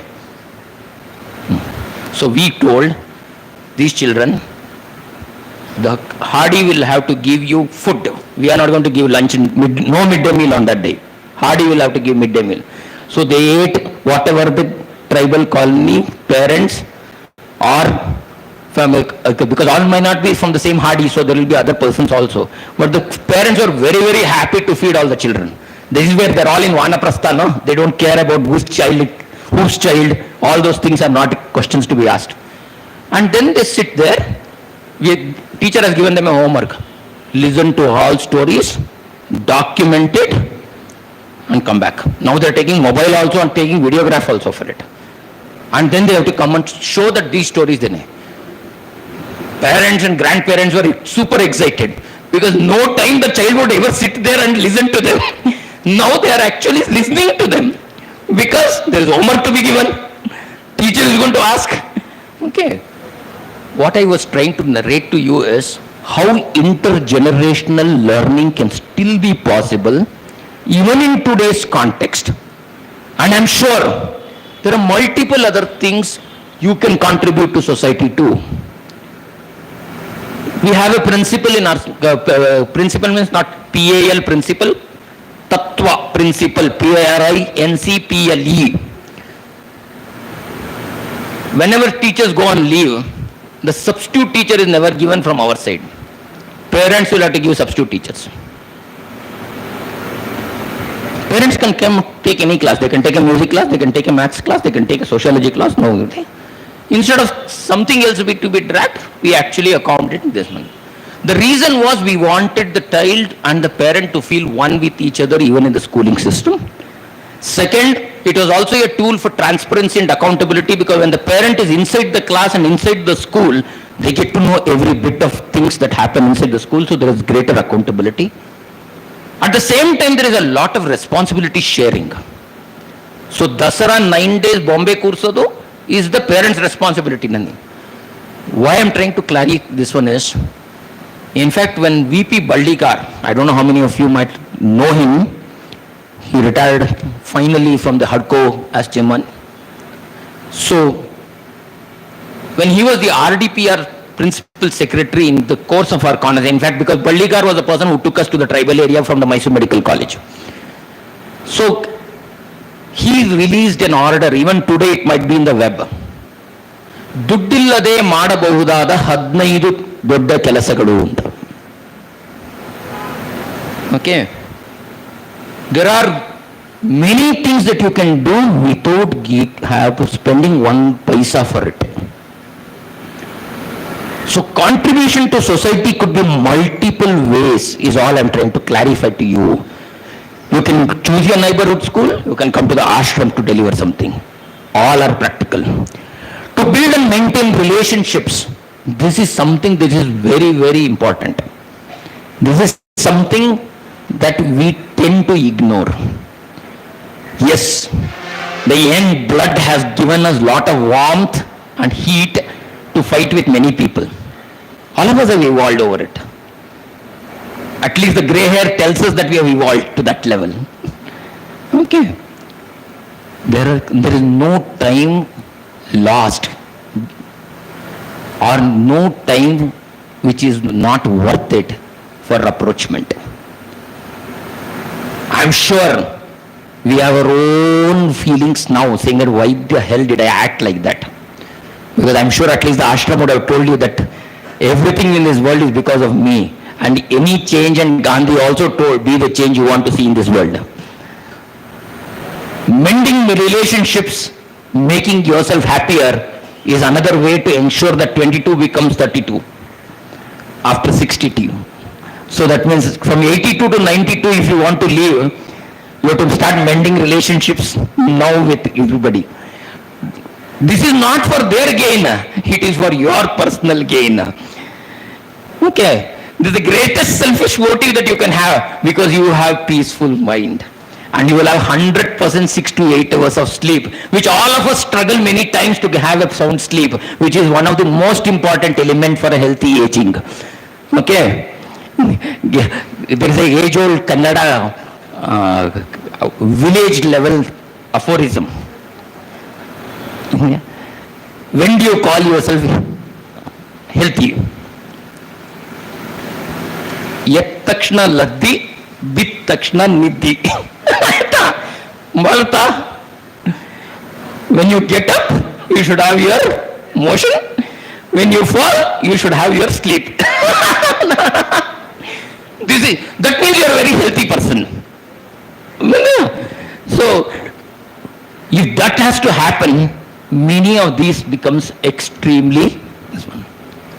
And for this to happen, you have to roam around also. You can't be sitting one place and expecting everybody to come and mend relationships with you, or you go and serve the society with others. There are multiple ways. And there comes the physical activity. Again, I'll tell you, most of us go to gym. I'm not saying gym is bad. What are the type of activities you do in gym? Exercises. There are normally 2 types of exercises you can do in gym. Most of the time only one type we do. Either an endurance exercise, which is aerobic, or a weightlifting exercise, which is strength. Do you agree with me? Endurance and weightlifting. So strength and endurance, both are important. But what elderly people normally suffer is beyond these two. One is flexibility, and the second one is balance. All our falls are because of balance. All our limitations of movement is because of lack of flexibility. Okay. So any exercise has to give all the four to you. Endurance, strength, flexibility and balance. You know why yoga is popular?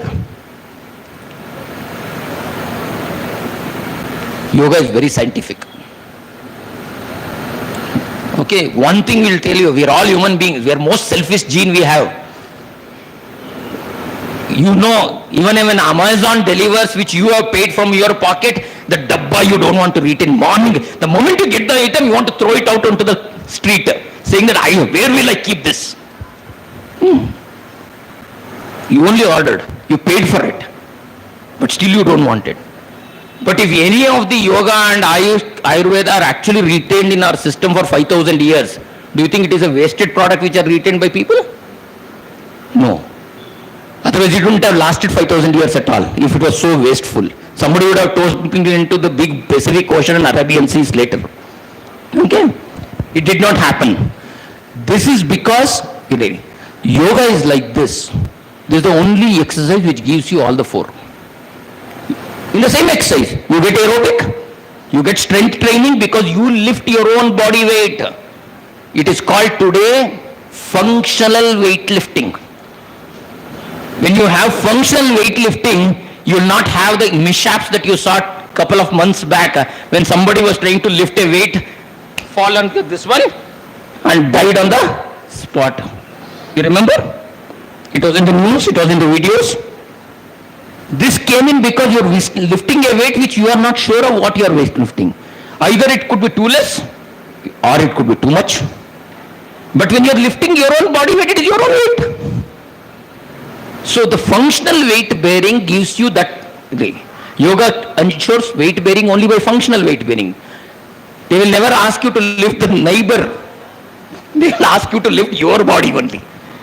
Correct? The second thing that this one is, every yoga have a breathing element. So automatically aerobics kick in. The third thing is, it ensures flexibility because you move in all molds. The last thing is, every yoga has a balancing posture.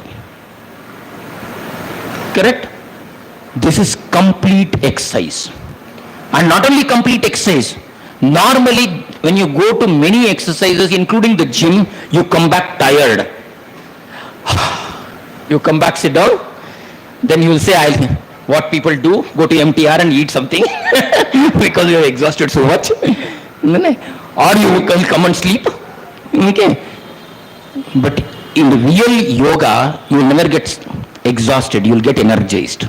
Because there is no competition to do something more than what this one. That is why they ask you to do everything slowly, steadily, within the limits of your tolerance and then move on. So it's a much more balanced exercise. There are specific exercises that you could do which kill you. What does exercise do? Apart from these four, it kicks in not only physical abilities, your mental mold. You feel happy. Your dopamine and serotonin kicks up. That is why after the yoga you feel relaxed. You feel like talking more. Your energy levels are much higher to even do something more. This ability is important because these two will make you functional on the day, at the same time good sleep in the night. This is the second important element that you have to look at. Again, at least ashrama will tell you this body is only a kapada that we are making. Correct? You can change every Yugadi. Okay. Now after Darabendre, I don't know how many of you read Darabendre in this part of Bangalore. Okay. Yugadi Kaledaru, Yugadi Marali Barutide. What does it say in the end? Nitya Gomme Nitya Marana Yedda Sala Navina Janana. Every day you die, every day you wake up a fresh new birth. If we really practice that every day, we should never have prejudices, no biases, no fights, no ill will. Okay. Always be, because you'll be a child. Like ashrama will definitely tell you that this is. So issue is there is no limit to learning and growing. So old age does not mean I've already, ನಂದೆಲ್ಲ ಮುಗಿತಪ್ಪ ಇನ್ನೇನು ಓದಂಗಿಲ್ಲ, ನಂಗೇನು ಕಲಿಯಕ್ಕಿಲ್ಲ ಅಂತ. Guru Maharaj himself has told, as long as you live, you learn. Correct? So at least in Ramakrishna ashram, when you come, you should be remembering Guru Maharaj's words. So old age is not a time to shut your books or thoughts. Old age is a time, continue to revitalize every day with greater maturity of the world's experiences, because now you have a better wisdom than a simple information that you had when we are younger age. So all five are functional abilities. So if you are healthy, aging means all five should be active. Okay. Does it require any extra cells for you? No. Let the cells die. No problem. We can still be alive. Okay. So that is the major issue of healthy living. Okay, I'm already eating into the time. I've got 6 minutes time before I wind up. So what I would do is, I just want to try you some of those important things. Of course, I told you about 20% of people might have chronic illnesses, and most of it is because of physical inactivity, improper nutrition, and of course, we are not immune to substance abuse. Somebody is a smoker, somebody is an alcoholic. Okay? We need to delay. So we need to ensure that these are also being kept away, otherwise we can't be healthy living. Okay? So there are risks for everything that you talk about, but I want to tell you some things. First thing is, in the wellness regime is nutrition. We eat all the junk. Today we talk about a pyramid. In the pyramid, the bottom portion is something that all of us should remember, that should give you energy. So you require your cereals, your proteins and things. The next slab, which is little smaller than that, you should be liberal in eating, that is fruits and vegetables. Next to it, moderately you should eat. We don't say no eating of anything. What is that? Oil, milk products, etc. But very sparingly you should eat the pizzas and burgers. That should be the top of the pyramid, chota sa, because this tongue is scared, just does not accept, and the eyes just don't shut. They tempt you everywhere. So you still eat, but keep that pyramid on top. So your burger is here, top, small triangle. Next is fat and oil and milk products, etc. Next bottom is fruits and vegetables. Last there is energy. And whenever you have energy, you should do exercise. Consumption is all, the balancing act should be there. Do you know one factor? Human beings never ate 3 times a day. This is again a new concept that came in the world. And this is so deeply rooted in the West, because they colonized the world, the whole world thinks 3 times meal is important. So that's why now we have decided 3, and then we decided some snacks also is included at 11 o'clock and 4 o'clock, so we made it 5. You know why? Man started his nomadic life. Anthropologists will tell you. They were all food gatherers. And when they gathered food, they actually shared. And they always ate together. In fact, it is not just in India, worldwide. People for food have assembled together for a meal. Okay. There are multiple names. In fact, I corrected one name of this one also. Actually, one of the customs that they have in Czechoslovakia, they always had this one eating together as a clear habit. And that was documented 30,000 years back, it seems. It's recorded. One of the best preserved hunter-gatherer site is 23,000 years back in Israel. These are all, India has not documented, or we have not seen it, or we have actually, just like Ram Setu, we have buried it into the See, so whatever it is, do you know we started cultivating only 12,000 years back. After 12,000 years, suddenly we realized that we had surplus available. Then we decided, after surplus, seeing the surplus, morning also let me have something, because otherwise morning you would have gone for food gathering. Okay. Now because you started cultivating and you had surplus, even when you in the morning also you had something. So we started our breaking the fast. So we moved forward in that way. What science tells you today? Two things.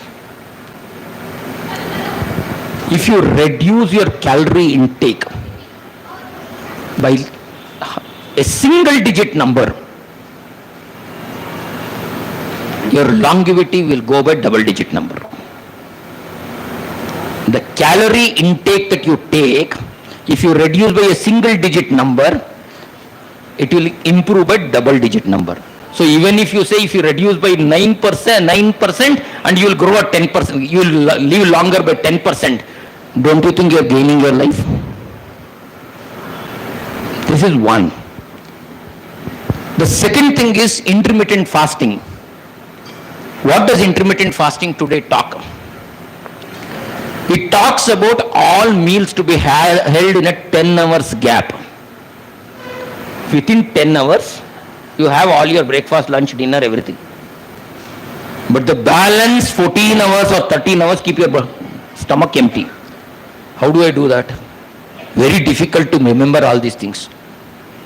The most practical way is have your dinner at 7 o'clock, have your breakfast at 9 o'clock or 8:30. Very difficult? No. Morning 8:30 to 7 o'clock you eat whatever you want. Of course keep the pyramid in your mind. After 7 o'clock don't eat anything. Don't say I will have a bread milk with some little ghee. Correct? All those things. 7 o'clock you stop. To keep yourself healthy, it is important that after your dinner, you should have at least 1.5 to 2 hours of gap. Not having food at 1 o'clock in the night and sleeping at 1:15 in the night. There has to be, your stomach should be empty by the time you go to bed. Then there will be no gastritis, no constipation, and no sleep disturbance. If you want all these things, you should do only such simple activities. So, what I was trying to look at is, I basically looked at reducing my talk on what the erudite and wise monks can speak. I didn't want to touch on Vivekananda. I didn't want to touch on anything to spirituality because we are not even a nail's tip to what they are. But what we are is a common man leading a life in all the hustle bustle of the cities and towns and villages, and this is what we are capable of doing. But remember, which country actually is the happiest country in the world?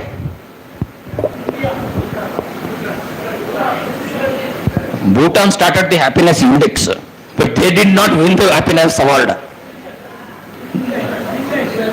Huh? Norway, Finland, Sweden, yes, most of the Scandinavian countries are like there, but most important you should know, Finland has won the award in March 2025 for the 8th time in a row. So I was wondering why they are happy.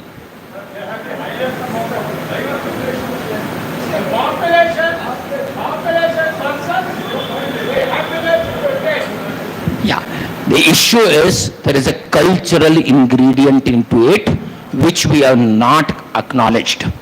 There is now research. The Finnish approach is rooted in balance, connection, and quiet contentment. This is the research finding. Why they have been consistently happy. What does it mean? They have everything in balance, there were lot of social connections, including connection with the nature. They have got a rich natural habitat. And they call their cultural concept, this balancing one, as Sisu. It's called Sisu, S-I-S-U. So I tried to find out what exactly Sisu is. You can jump the slides, last slide. Last.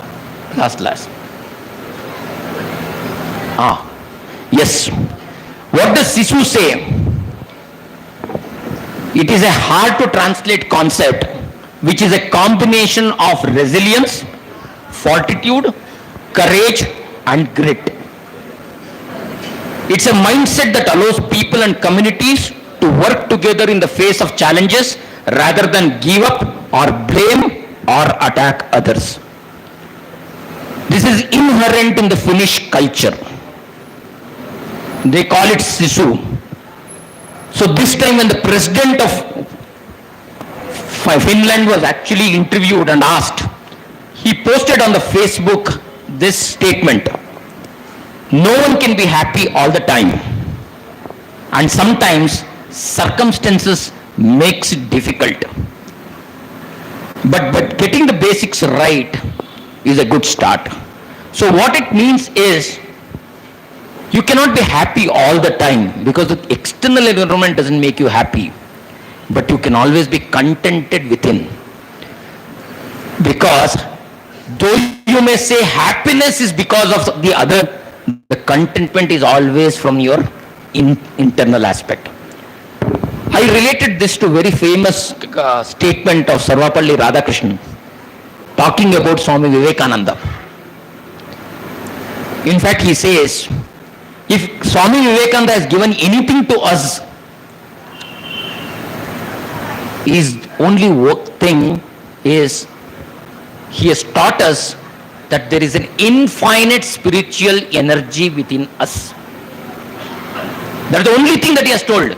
Don't worry about anything outside. Everything is inside you, and that is infinite. It is inexhaustible. Okay. Swami Vivekananda's this element, Sarvapalli Radhakrishnan has highlighted, and he says, it gives you fortitude when you are in distress. It gives you courage. It gives you hope.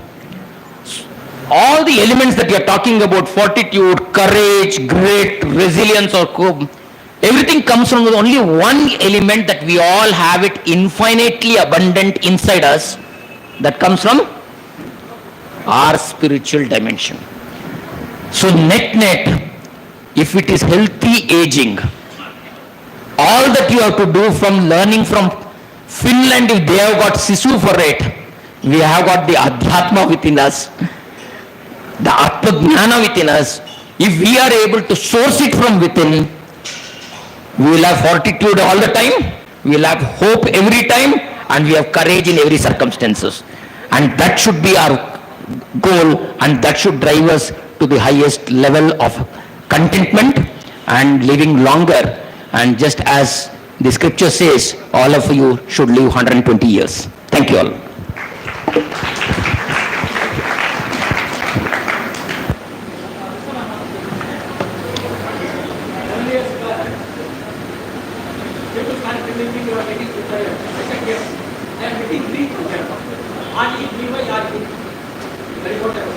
No tiring one. No, he is joyful, infinite spirit. They said, you are getting no, a very good way of looking at it. And now the next step saying that there is no tiring one. How does the next pass?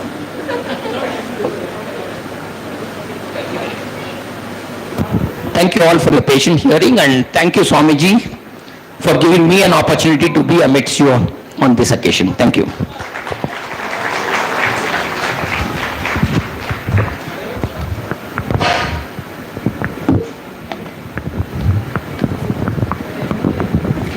Thank you very much, Dr. Balasubramania sir.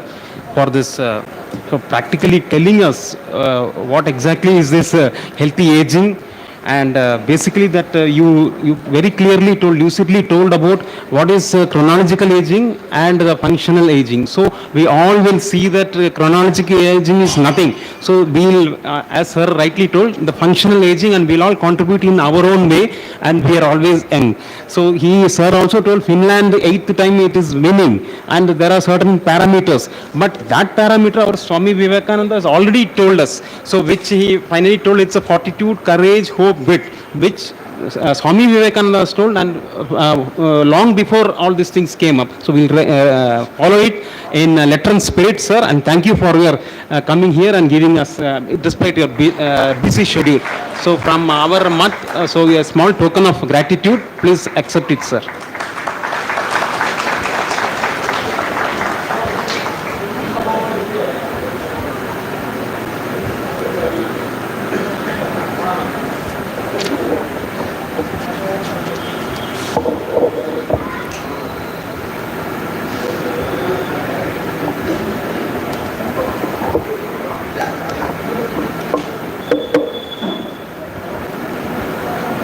Now, the next program will be a talk by our Adhyaksha Maharaj on the necessity of value education workshop for senior citizens. I just wanted to leave this with all of you.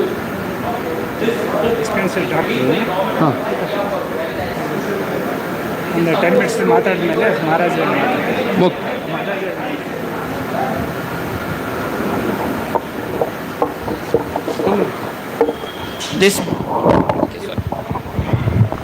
This book is available on the web. Okay, it's called Wellness Interventions. If you go to Comprehensive Primary Healthcare Wellness module, it will give you wellness guidelines. You write, you will get everything there. This is released by Government of India, and it is actually it's supposed to be implemented in every primary health center and sub-health center in the country, which numbers 1,75,000 such centers. It's on the web. What's the name of Just Google wellness interventions, wellness guidelines. If you can put CPHC, Comprehensive Primary Healthcare and Wellness, also you'll get it. It's in HT Kote Taluk, beyond Kapini Dam. It's called Viveka Tribal Center for Learning. It's run by us, Swami Vivekananda Youth Movement. You can, that also is on the web. You just put Viveka Tribal Center for Learning, you'll get it. So all the videos will be available live in Ramakrishna Mat website. Okay, all our whatever last program was not there. That we will in the YouTube it will be there. Yeah. We'll try to put it here also. So now before Swamiji's Adhyaksha Maharaj speech, our dispensary doctor would like to just give some information. Kindly, he's coming.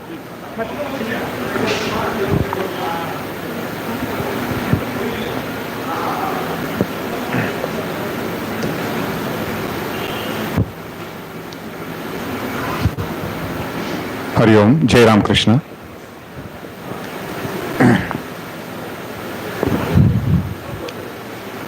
How many of you like stories? How many of you don't like stories?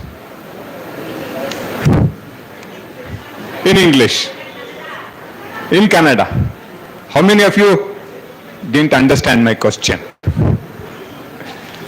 Okay, I'm Raghavendra.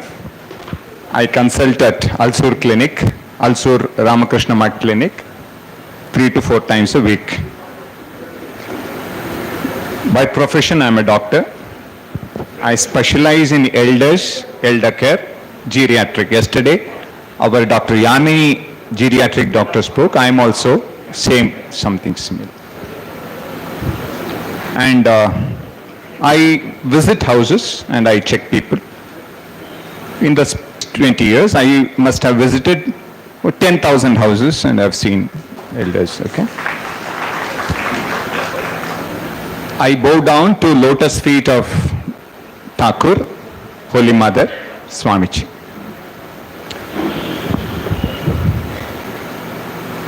a person came to me, he said, "Doctor, I have a lot of cough. It is just not going.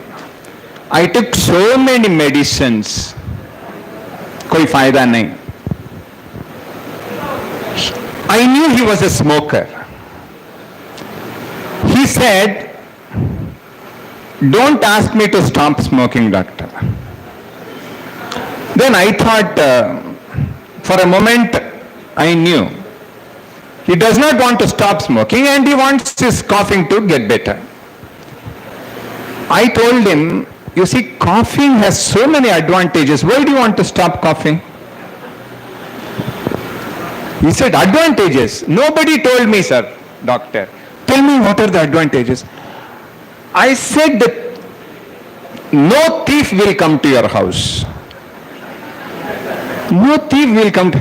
How, doctor? See, because you keep coughing whole night, a light will be on. The thief won't come. Then I said, "Dog won't bite you." No dog will bite. No dog will not. How good, doctor? Because you are so weak, coughing, you carry a stick, no? Dogs won't come near you. Keep laughing, no problem. Laugh. Kanjusi mat karna. Because you've forgotten laughing, you see. Then the last point is,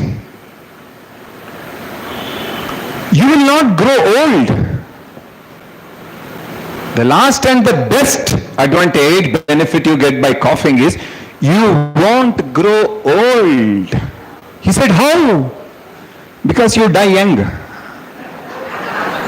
Laugh. जोर से हंसो. This is not just a joke or a story. First of all, round of applause for the wonderful panel of resource people, including the latest Dr. Balasubramanian. Such people, my God, you can't even see them. Forget about Dr. Usha Avastare. Forget about Lizzie, can't even see them. Even as a doctor, I can't meet them. I've been waiting to see Dr. Usha for such a long time. Wonderful. Thanks to Ashram also. See, I told this story because I don't want to give up anything out of my life and I want to become better. This cannot happen, friends. You understand my point? हमको थोड़ा बदलना पड़ता है, हमको थोड़ा change करना पड़ता है, हमको थोड़ा सा. See, yesterday, day before, Raghveshananji Maharaj said, all, sense enjoyment, that this we have done as kids. It's over now. We have to graduate. We have become elders. Yes? Yes?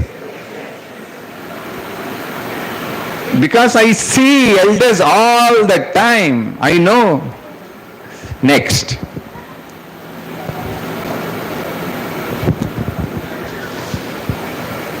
Stress. Repeat. Stress. Repeat. Stress. Stress, we understand stress, correct? So a lot of doctors, lot of our speakers also spoke about stress. Now let me give you a different context. There is a zebra. You know zebra? That animal? The zebra is in the African forest. It is happily grazing the grass. Okay? You understand? Then a tiger saw the zebra. The tiger is chasing the zebra. Now, the zebra spotted the tiger. Suddenly, it is a do or die. Correct? It's a do or die for the zebra. Suddenly, all the hormones, the adrenaline, everything is pumped to the blood, and the zebra is running at 100 kilometers away speed. The tiger is also running. Now, heart is beating, duck, duck, duck, duck, duck, duck, and the zebra is trying to run as fast as possible. Finally, the tiger lost, and the zebra is able to escape. Understand? 15 minutes later, if you see the zebra, as if nothing happened to it, it is happily once again grazing grass. wagging its tail, moving its ear happily. Did you get my point? Now we have this great human being. 30 years ago, my mother-in-law told me this at the time of my marriage. I don't forget that. This is chronic stress. Stress, acute stress. What the zebra faced is acute stress. There is a danger. I had a stress, but I don't carry it. We carry it. 20 years, 30 years, 40 years, 50 years. This is called stress which has been adding, chronic stress. This is what kills. The body is capable of healing anything, including cancer. Are you listening? The body is capable of healing itself, including cancer. Except in one condition, the body stops healing. In chronic stress, healing does not happen. Got it? All our problems, diabetes, everything ultimately leads to stress. Now stress again. They did an interview. They made A, B, C. 3 groups. How many? 3 groups. Group A said, हमको कोई stress नहीं है. No stress. They are lying. Nobody can have no stress. Group B, they came. Group B said, we have so much stress. Life is full of stress. There is nothing worth in life. They are also lying. Group C said, well, there is stress. We are learning how to manage stress. They are real. They are talking reality point of view. Correct? That is the best, attitude.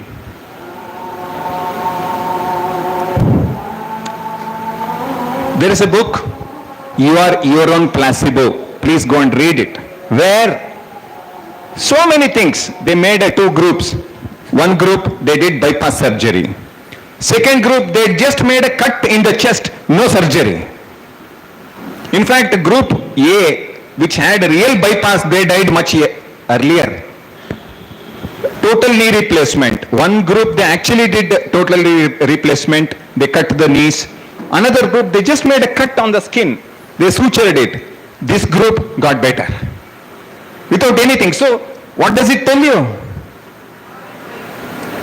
Yes, sir. Yes.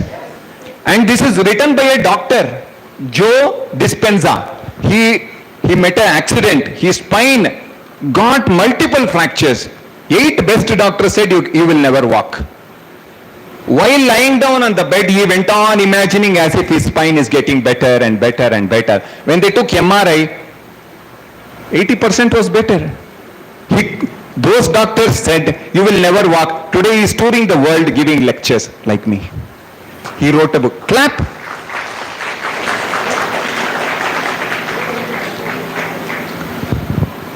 Everyone, why are we here? Why are we here? To learn more about health and how healthy living, healthy aging. But one of the longest studies they made, research they made, what is really necessary for a healthy aging, healthy, whatever, happy, healthy. Good food, sleep, organic food, exercise, yoga, what?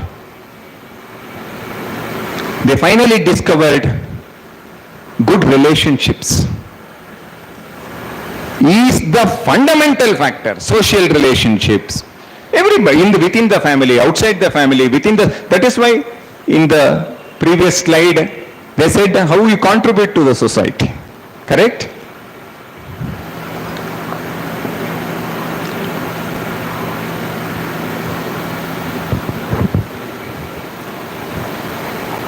A 21-year-old boy was rushed to a cardiology clinic. The doctor at 9 p.m. is ready to go home. All the staff of the cardiology clinic finished their job and they are going. At that time they bought a 21-year-old boy who is almost dead. They found out that his heart is fully blocked. He is not a smoker, not a alcohol, vegetarian, everything. Lean. Then the doctor, next day he operated and then somehow he brought him to life. Then the doctor sat with the family and asked, what is the real problem? Please tell me what is the problem? Because I can't understand, he is not a smoker, no risk. The family said, he is going through divorce, doctor. He was married recently, husband and wife, they are having relationship issues, they are not talking. So do you understand what effect it has on the heart?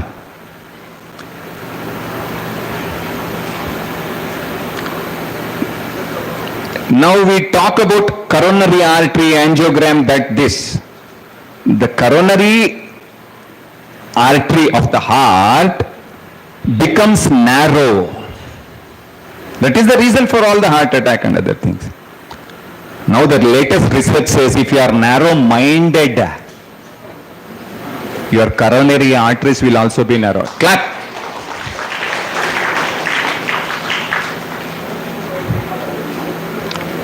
So many people have spoken about sugar. It is always better to cut down on sugar. Too many research now says for everything now sugar, even though you are not a diabetic, better to cut down on sugar. Even for cancer, even blood pressure, everything. Immunity comes down. Okay? So please watch out on your sugar intake. There is a story in Ayurveda that there was a Vaidya long ago. 1000, 2000 years ago, he was a very successful Ayurvedic Vaidya. Now he is getting old, he thinks, now let me give my clinic to a junior doctor, like me maybe. Then this junior doctor is going to the neighboring village and he is dreaming, oh my God, I will marry a rich man's daughter, I will earn so much money and all that. He is dreaming. Suddenly from the corner of his eye, he will see something very yellow thing. He becomes angry, more angry, becomes so violent, and when he goes to the doctor, he says, are you trying to insult me? He said, I didn't understand. This young man says, you grow so many lemons in your village and you think I will do any successful practice coming here and wasting my time. Don't you know that people who eat lemon will never fall sick? Don't you know, doctor? So what does this story tell you? Lemon is the great medicine. See, sugar and lemon, I told you. Sugar will make you, it will reduce your immunity, whereas lemon will increase your immunity. So increase your lemon intake. Got it? Simple tips. 1 minute of anger, 2 teaspoons of sugar will reduce your immunity for 7 hours. How many? You may get anything, common cold, that this infection, food infection. 1 minute of anger, 1 minute of laughter will improve your immunity for 24 hours. How many? So let me tell you a small joke. One person came to me, doctor, every morning between 4 a.m. and 6 a.m. in the morning, I get a dream. What dream? Yes, a dog, doctor, sits on my chest and looks at me, stares at me and goes on barking. Bow, bow, bow, bow. 2 continuous hours it is barking at me, doctor. I went to so many psychiatrists, India, abroad, and nobody treated me. So, do you have any suggestion? I said, you went abroad and all, what, I'm poor little family doctor, what I'll do? And finally, after thinking and thinking, I asked her, have you taken loan? What? First of all, what kind of doctor? What kind of dog? Sir, old-fashioned dog doctor wearing belt. And I asked her, have you taken loan from Syndicate Bank? Yes, doctor. How much? 3 lakhs I have not paid. You better pay, no? So it is loan recovery section, dog. Did you like the joke? See, pharmacy. What is the spelling of pharmacy? What is that? Now you change the spelling. You make it F. All your problems will be solved. From PHARM to pharmacy FA. You grow your own vegetables or make sure it is as much pesticide free, grown naturally. Eat good food. Utaballavanige roga. You know it. But the problem is we know so many things, we don't put it into practice. Correct?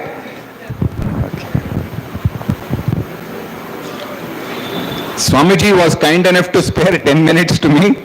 My name is not in the...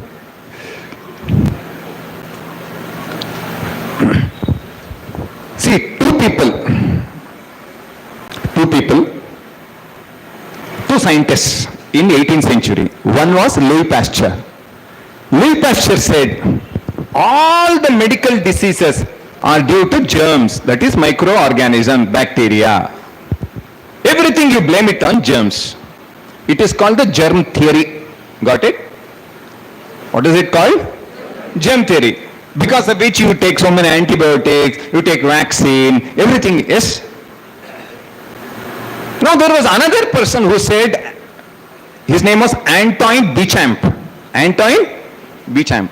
He said, why do you blame the germs for everything? The person is already sick. The germs only sit there. Got it? See, there is a house. All the people have gone to abroad, some of them have died and nobody is there. The house is really haunted, deserted for 20 plus years.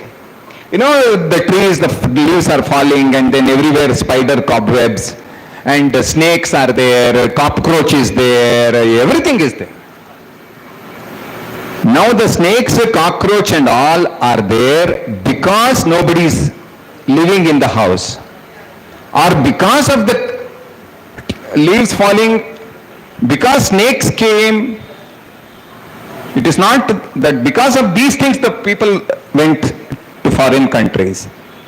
Correct? So the person is already sick. Why do you blame the germs? He is already sick. The way he is eating, the way he is drinking, the way he is thinking. Huh? So, see, man does not die. I repeat, man does not die. He kills himself.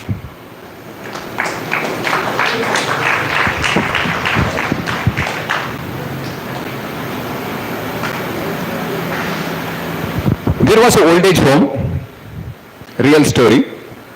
They divided A and B. They all had all these diabetes, hypertension. Group A continued the way they are living. Group B, they gave each of them a plant. Okay? And they said, you see, your responsibility to daily come and water the plant. You make sure the plant is growing well. You make sure it is kept in sunlight. We will come back after 5 months. After 5 months, when they came, they found out that their sugars came down. Without medicine, extra medicine, sugars came down, BP came down, everything came down. How? They felt worth living. At least there is something, animal, dog, cat, plant, somebody, adopted child, maid's child, somebody who needs my service. My life is worth living. Group A, what is the use of my living? Worthless. Got it? So what is the message? Live for something.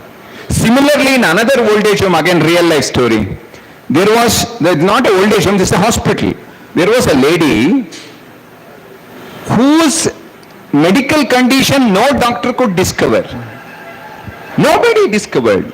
She was in one corner for 1-2 years. She was just there living it. She made it her house.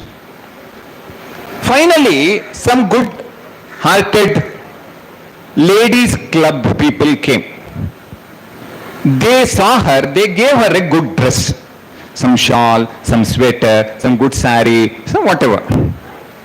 Every day she went, she put on that. She felt nice about herself. Within 2 weeks she got better, she went. What does this tell you? जोर से.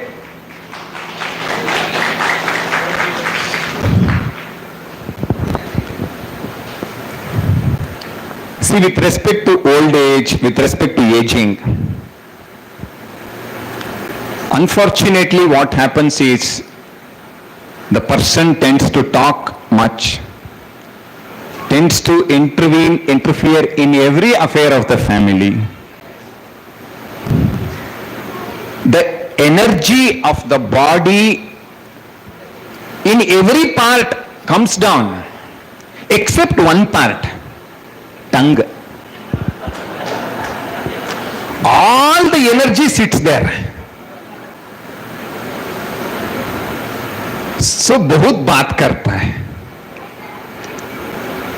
I think if we can take that one clue, our Sanatana Parampara said, Balya, 25 years, Brahmacharya, then Grihastha, then make your preparation 50 to 75, one step outside.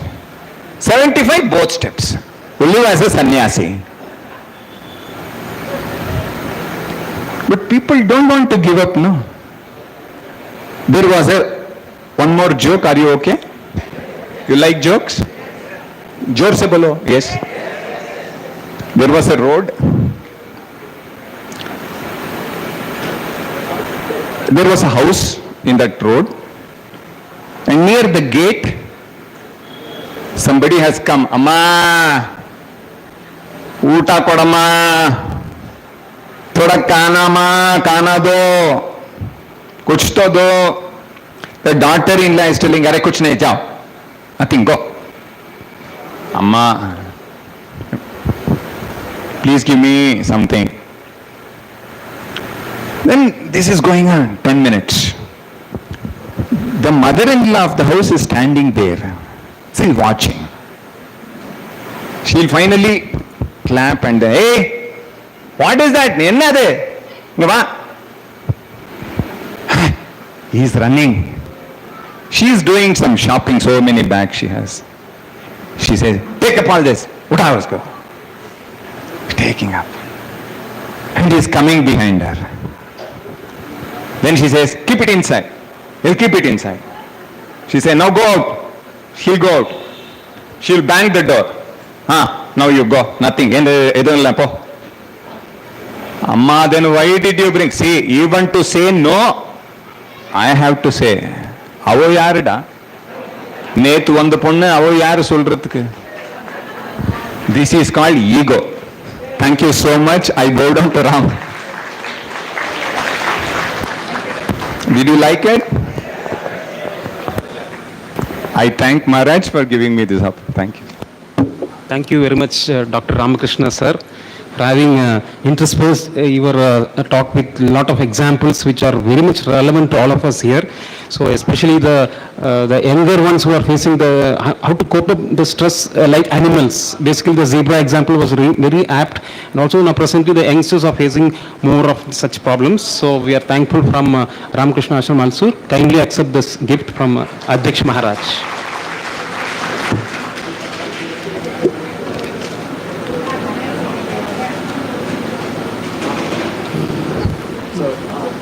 Now, Dr. Raghavendra is our honorary doctor in our dispensary. He comes 4 days a week. So, those who want to consult him, you can come and meet him in the dispensary. 1 minute, silence. Before Swamiji's talk, unfortunately, yesterday's unfortunate incidents where 28 tourists were shot down in Pahalgam in JNK. So I request all of you on behalf of Ramakrishna Math to observe 1 minute silence.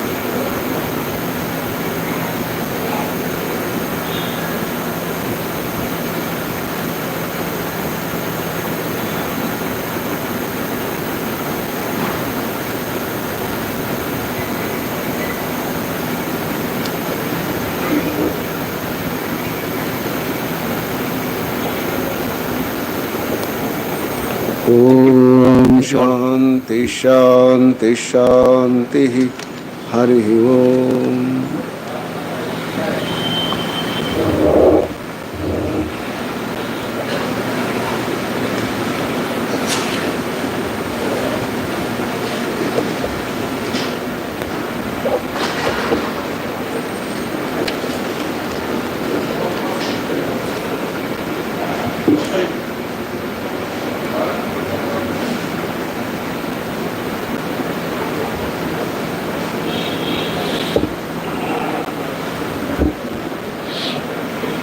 ओम स्थापकाय च धर्मस्य सर्वधर्मस्वरूपिणे अवतार वरिष्ठाय रामकृष्णाय ते नमः।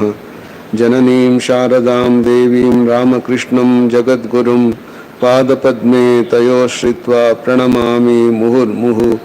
नमः Shri यतिराजाय Vivekananda सूरहे सच्चित्सुखस्वरूपाय स्वामिने तापहारिणे। Namaskars to one and all. Normally, the necessity of value education workshops for senior citizens which we are conducting at the request of our Colonel Radhakrishnan, who is the mind behind this type of program.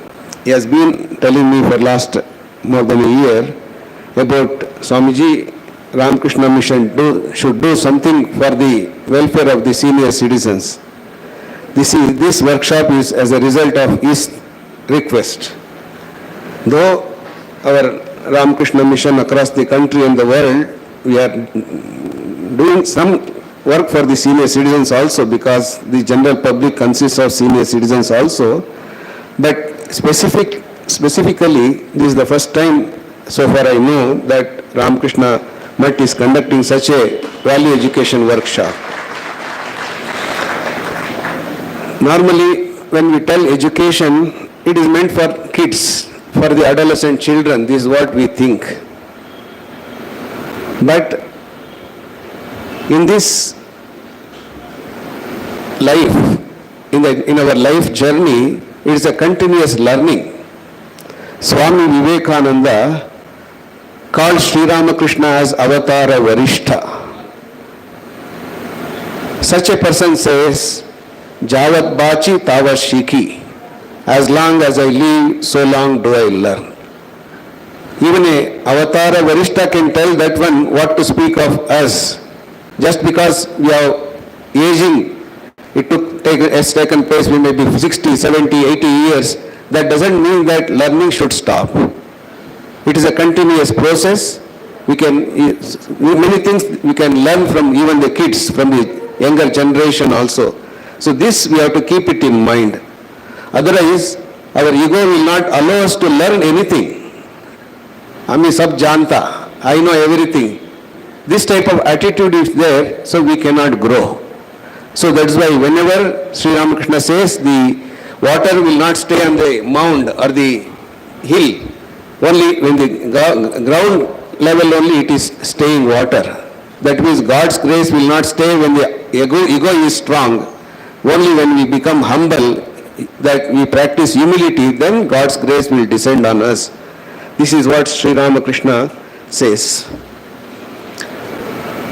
For many senior citizens, the retirement brings a sense of freedom, but also the danger of disconnection. Because all these years we are doing our work continuously, our routine matter, it is going on for years after years. But suddenly one day we say, the government or it says that you are a retired person. He thinks that, no, I need not do anything. That becomes a boredom for them also. But if a person is having a learning habit, then he can grow. That is why the psychologists say after the age of 60, we must learn something new. Then brain become active. Anything, whether it's a music, whether it's a language, anything. The other day, I met a gentleman, he is a retired person, he is one among the participants. He was telling, now I am learning Sanskrit. It is a very good initiative from his side, that so that he will be aging, that though is physiologically we are aging, but mentally we will become alert. Our brain become active. This is very important. So this type of value education workshops, what is the use of for us, for senior citizens?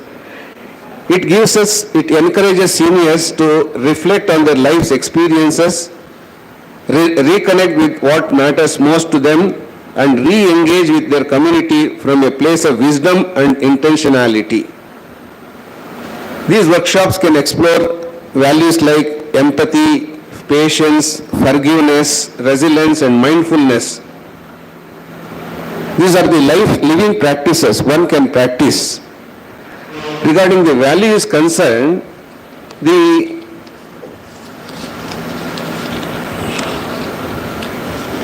values refer to anything that fulfills or has the capacity to fulfill the needs of man, which might be physical, psychological, or spiritual. The object is that it has that capacity to appease the hunger of man and nourish his body is considered valuable food. Whereas certain objects possess the capacity to cure diseases, so they have medicinal values.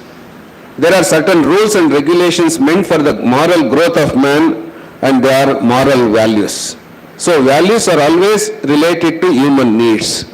Now, in this age of about 60, the senior citizens, so what is the values which we have to learn?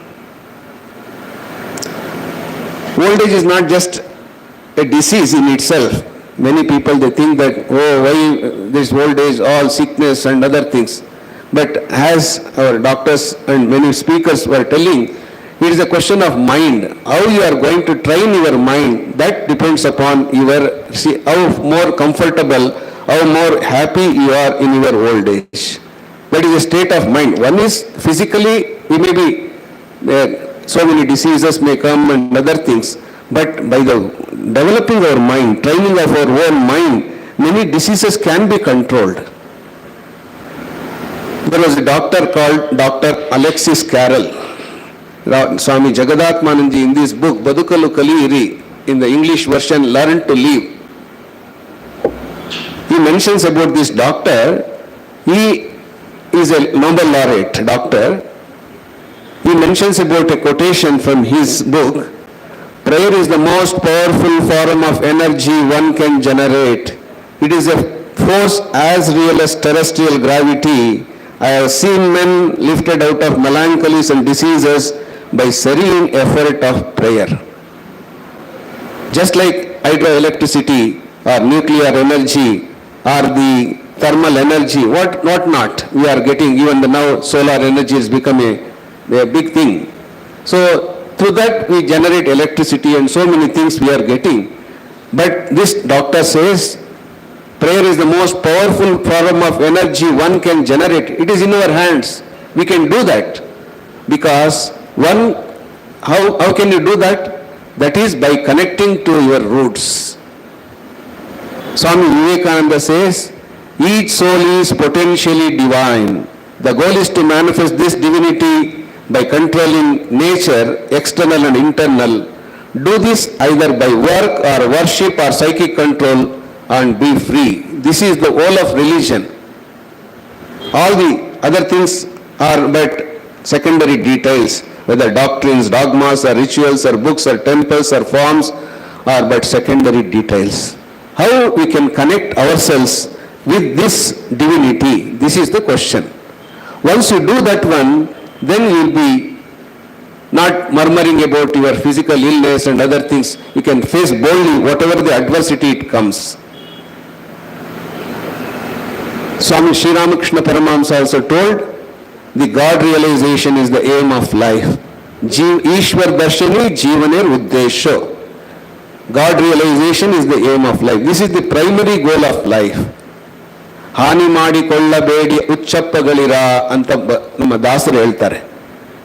After 84 lakhs of different species, we get this human body. That is the greatest gift God has given us. We must have done wonderful works. That is why God has promoted to us this level of human beings.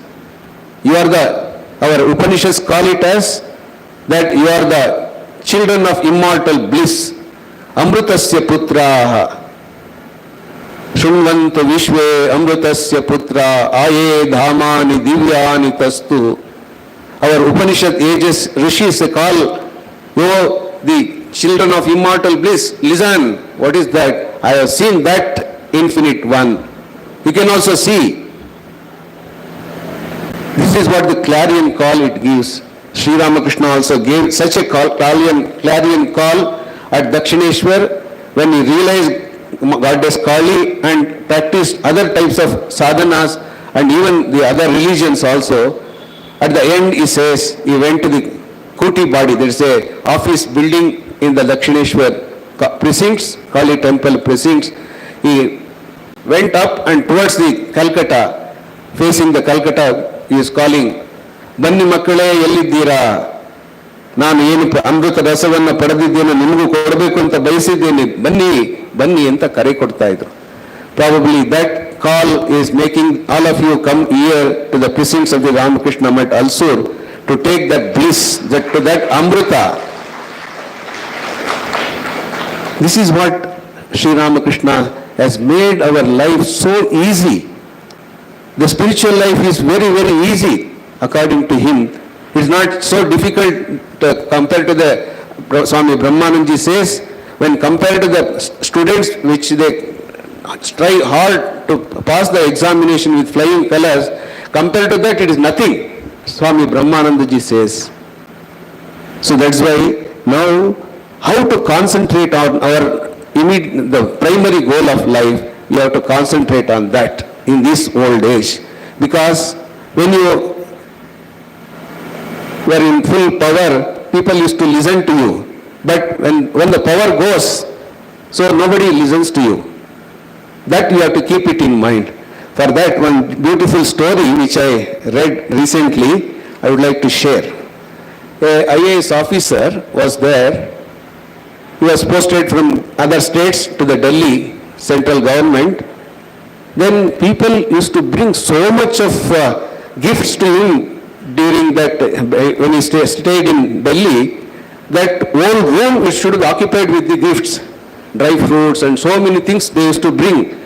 And he was so happy, oh, that people are respecting me so much and other things, he thought that.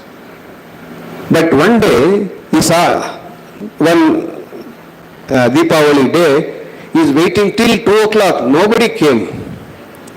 He felt very sad. And then, now and then he used to tell his wife also, see, today nobody has come like that.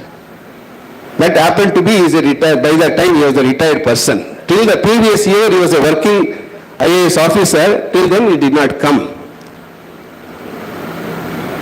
Then he said, fortunately, that speaking tree or something like that, it comes in the Times of India. He read an article.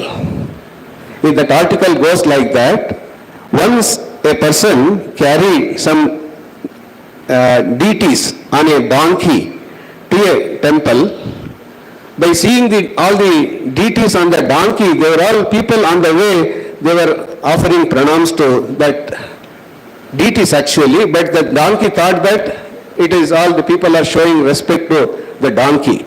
It felt very happy. Always they kick me out and other things, but now they are showing so much respect to me.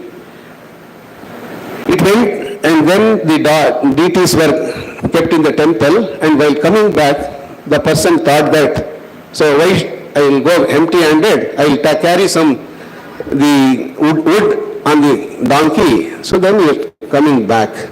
People are also there, seeing that donkey and the other person was owner, and nobody is saluting him like that. Then the donkey thought, it is too much. People the other day they showed me so much respect, but now they are not showing respect.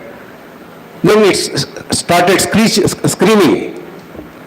Then they started beating the donkey because the donkey's voice is not so good. So people got angry with that and they started beating. It felt that no, it is too much for me. They should not have done this much. They showed so much respect while coming, they are treating me like this. It went like that. Then this IAS officer tells that all these days I thought that I was a very important person. Today I know that I am just a donkey, that's all.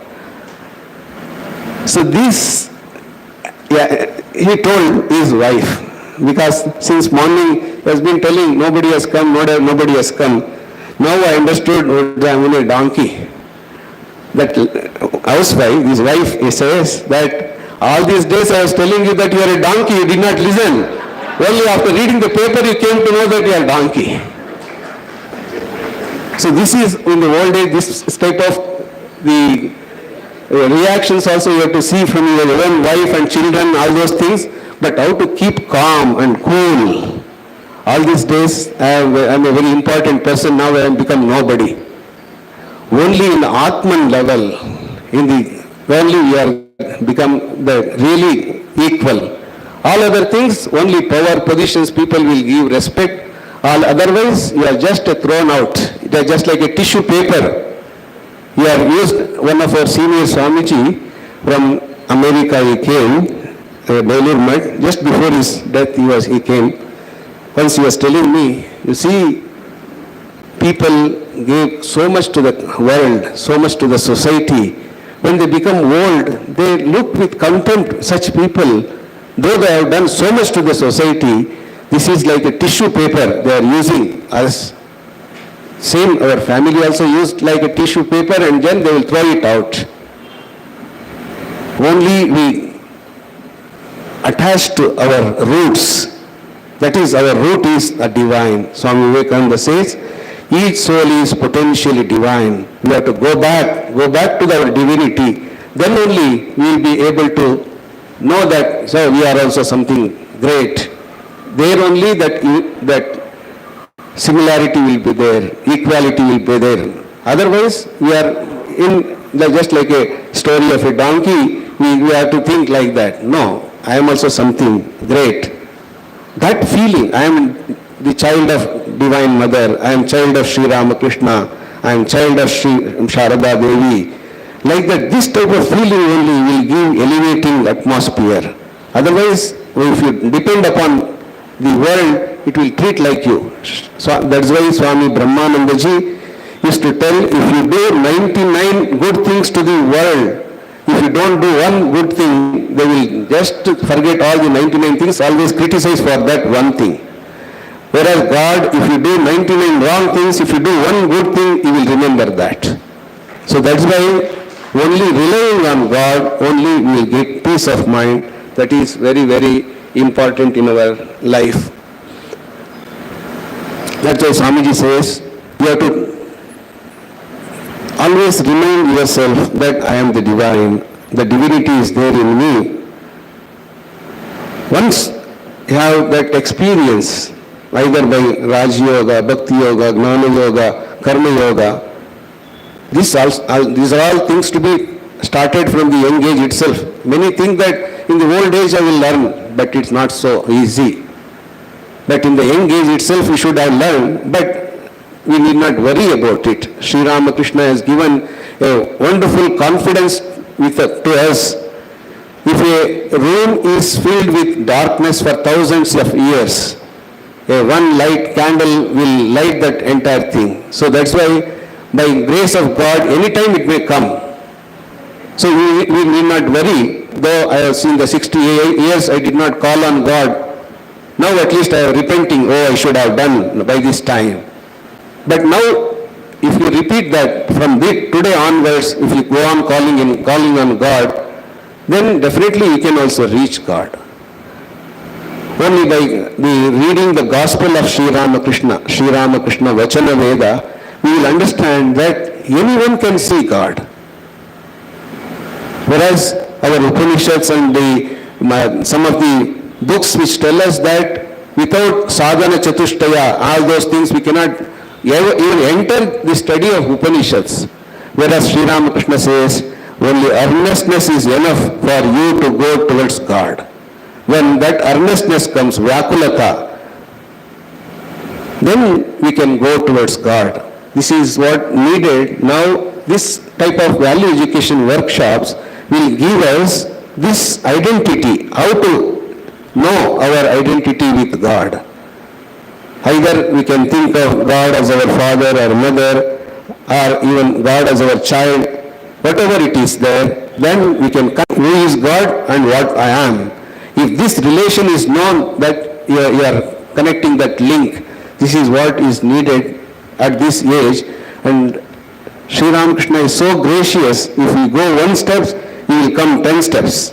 Some other day I saw that Brahmananji or somebody says, God comes 100 steps. So that much effort we have to do. Once you have come to the umbrella of Sri Ramakrishna or under the tree of Sri Ramakrishna, it is a Kalpataru. The other day, Nityastananji Maharaj was telling about the Kalpataru tree, example he gave. But we are under the Kalpataru, once you come under the umbrella of Sri Ramakrishna, but only now you have to ask not for children. The child asked for dolls and other things, he got it, it got it, and then it wanted a good education, that also, good job, that also, good spouse, that also it got, and then old age came, old age with that diseases it came, then God, it's enough, take me back. Then what is the use of that, our human life?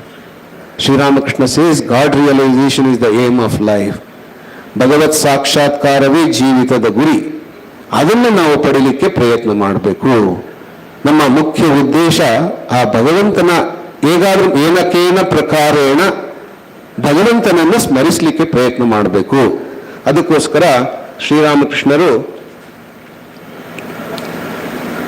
5 ಉಪದೇಶಗಳನ್ನು ಕೊಟ್ಟಿದ್ದಾರೆ. ಅದನ್ನ ಹೇಳ್ತೀನಿ. ಇನ್ನು ಕೆಲವು ವಿಚಾರಗಳನ್ನು ತೆಗೆದುಕೊಂಡು ಬಂದಿದ್ದೆ, late ಆಯಿತು. ನಮ್ಮ doctor Raghavendra also wanted to talk, that's why some of my time I gave it to him already. Sri Ramakrishna gives 5 upadeshas, are the 5 fundamental teachings of Sri Ramakrishna. We can call it as our Revered Dayatmananji and Gokulananji and other senior monks have told us 5 commandments of Sri Ramakrishna.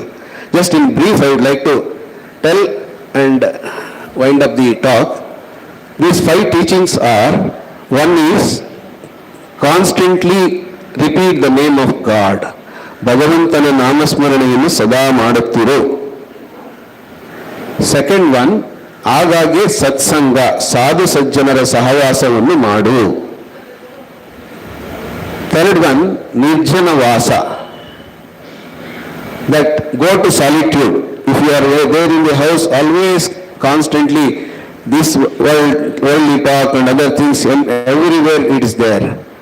Only you have to go to secluded place like these ashramas and temples and try to spend your time in a seclusion. Or if it is not possible, in the house itself, our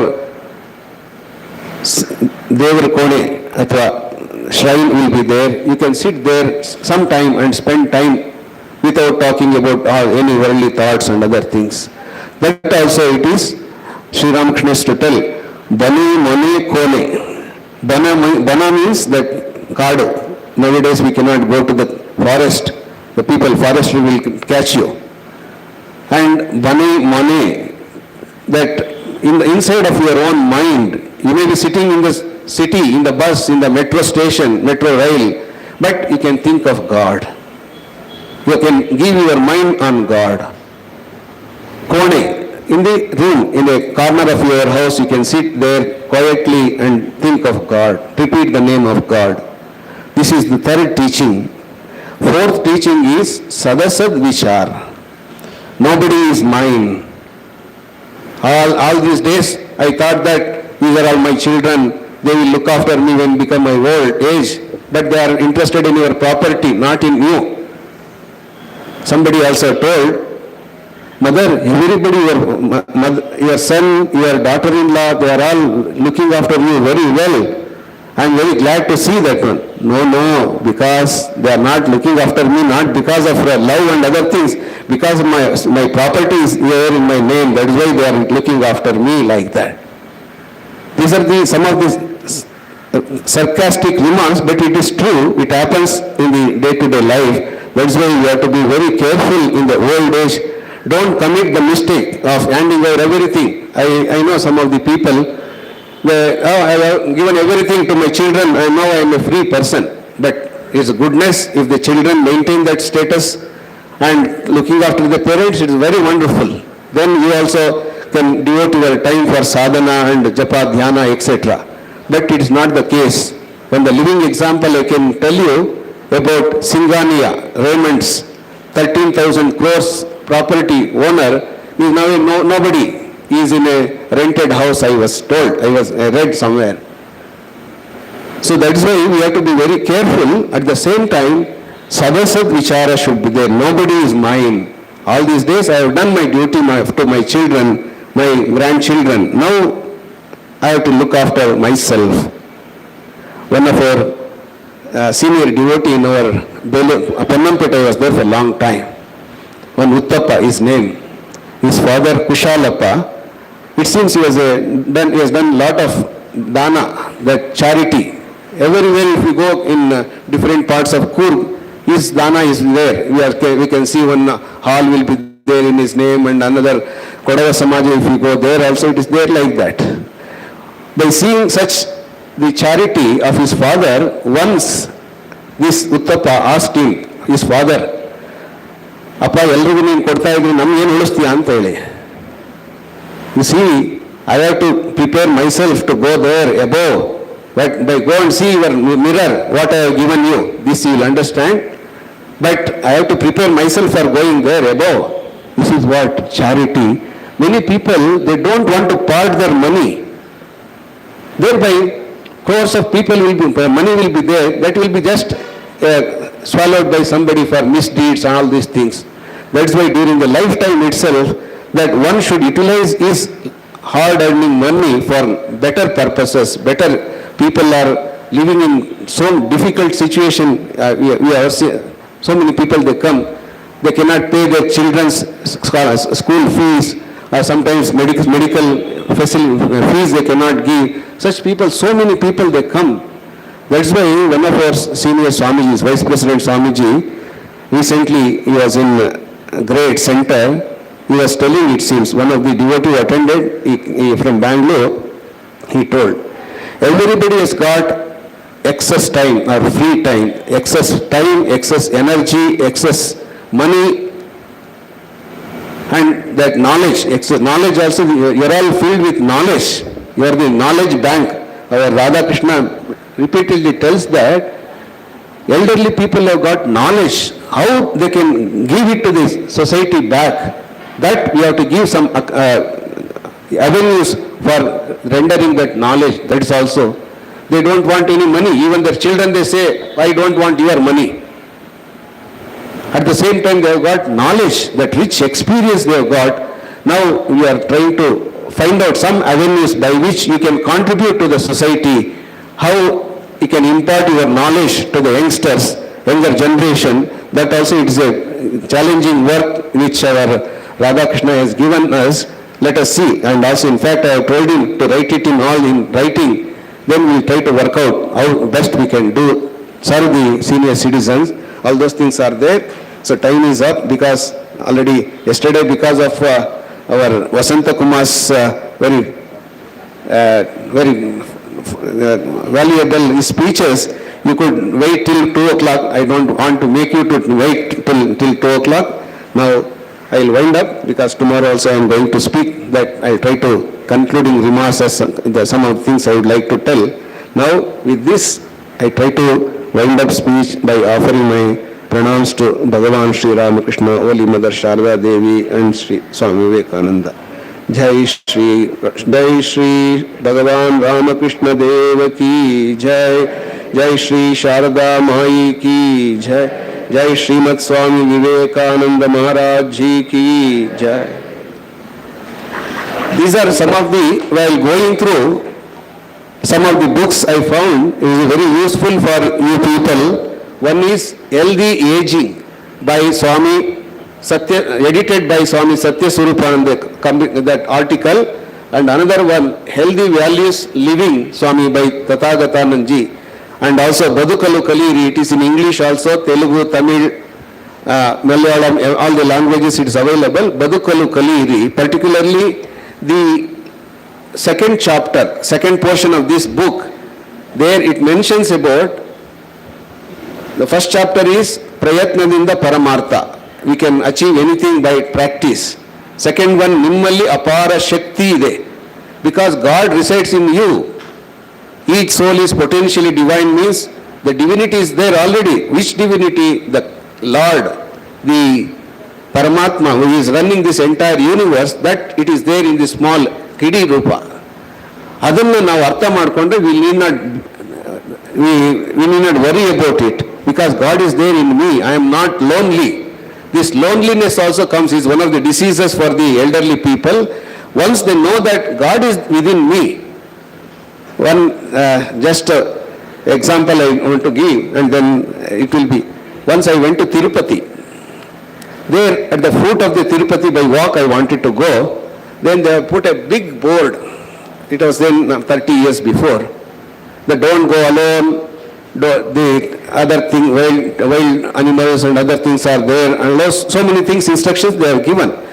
When I heard that only don't go alone, immediately it came to my mind, Sri Ramakrishna is there with me. Why should I worry? He is there with me. I am going with Sri Ramakrishna. Like that I felt. Then I crossed that. I climbed that hills and then had darshan of the Lord Venkatesha. So like that, once you think that God is there with you, we need not worry. Oh, sorry. In the 5 commandments, first one, constantly repeat the name of God. Second is, now and then have satsang, sadhu satpurushara sahavasa ಮಾಡಬೇಕು. ಮೂರನೇದು ನಿರ್ಜನ ವಾಸ, or going to secluded places. Fourth one is sadasad vichar, what is permanent, what is impermanent.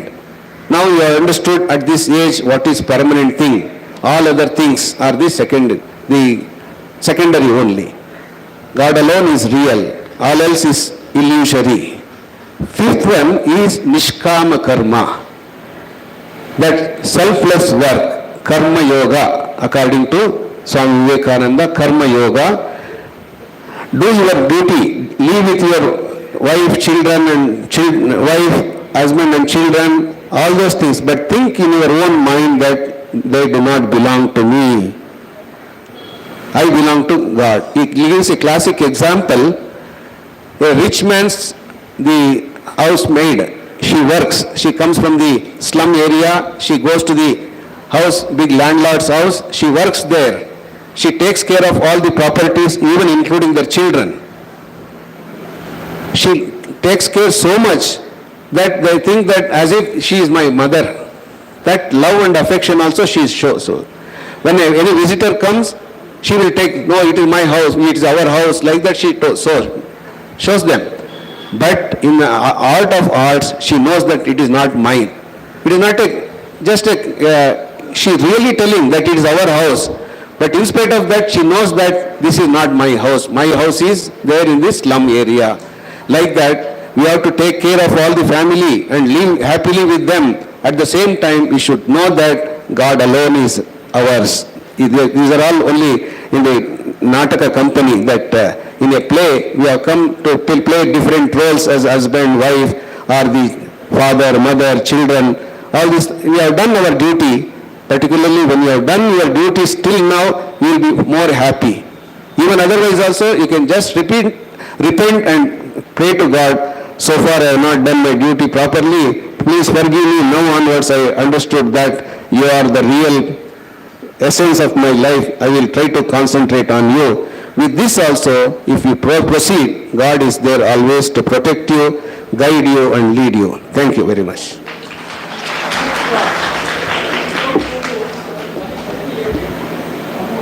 Pardon?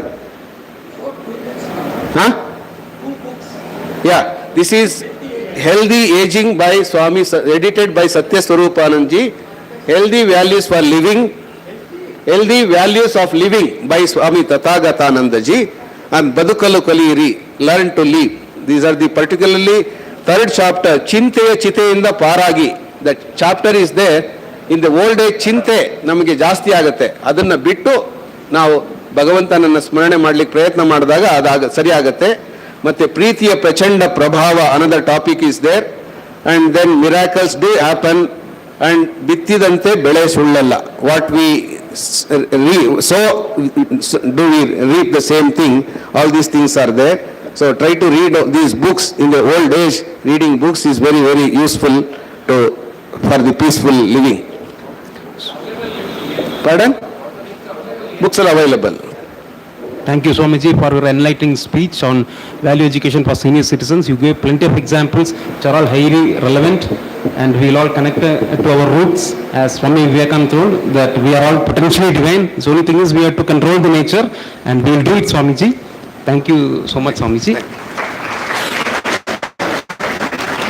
Now we will all break for the lunch. Yeah, tomorrow. This is announced already. Feedback. Yeah, already the questionnaires have been given. So tomorrow we will be collecting after the second speech. Before you enter the hall, please, they give all your feedback form to our volunteers sitting there in the registration counter. So all of you very will useful questionnaire for conducting tomorrow the afternoon future after that. program. Then you please give. Okay. Today you fill it. I want to add some instructions for filling this one questionnaire. The topics what you have not attended, please put A.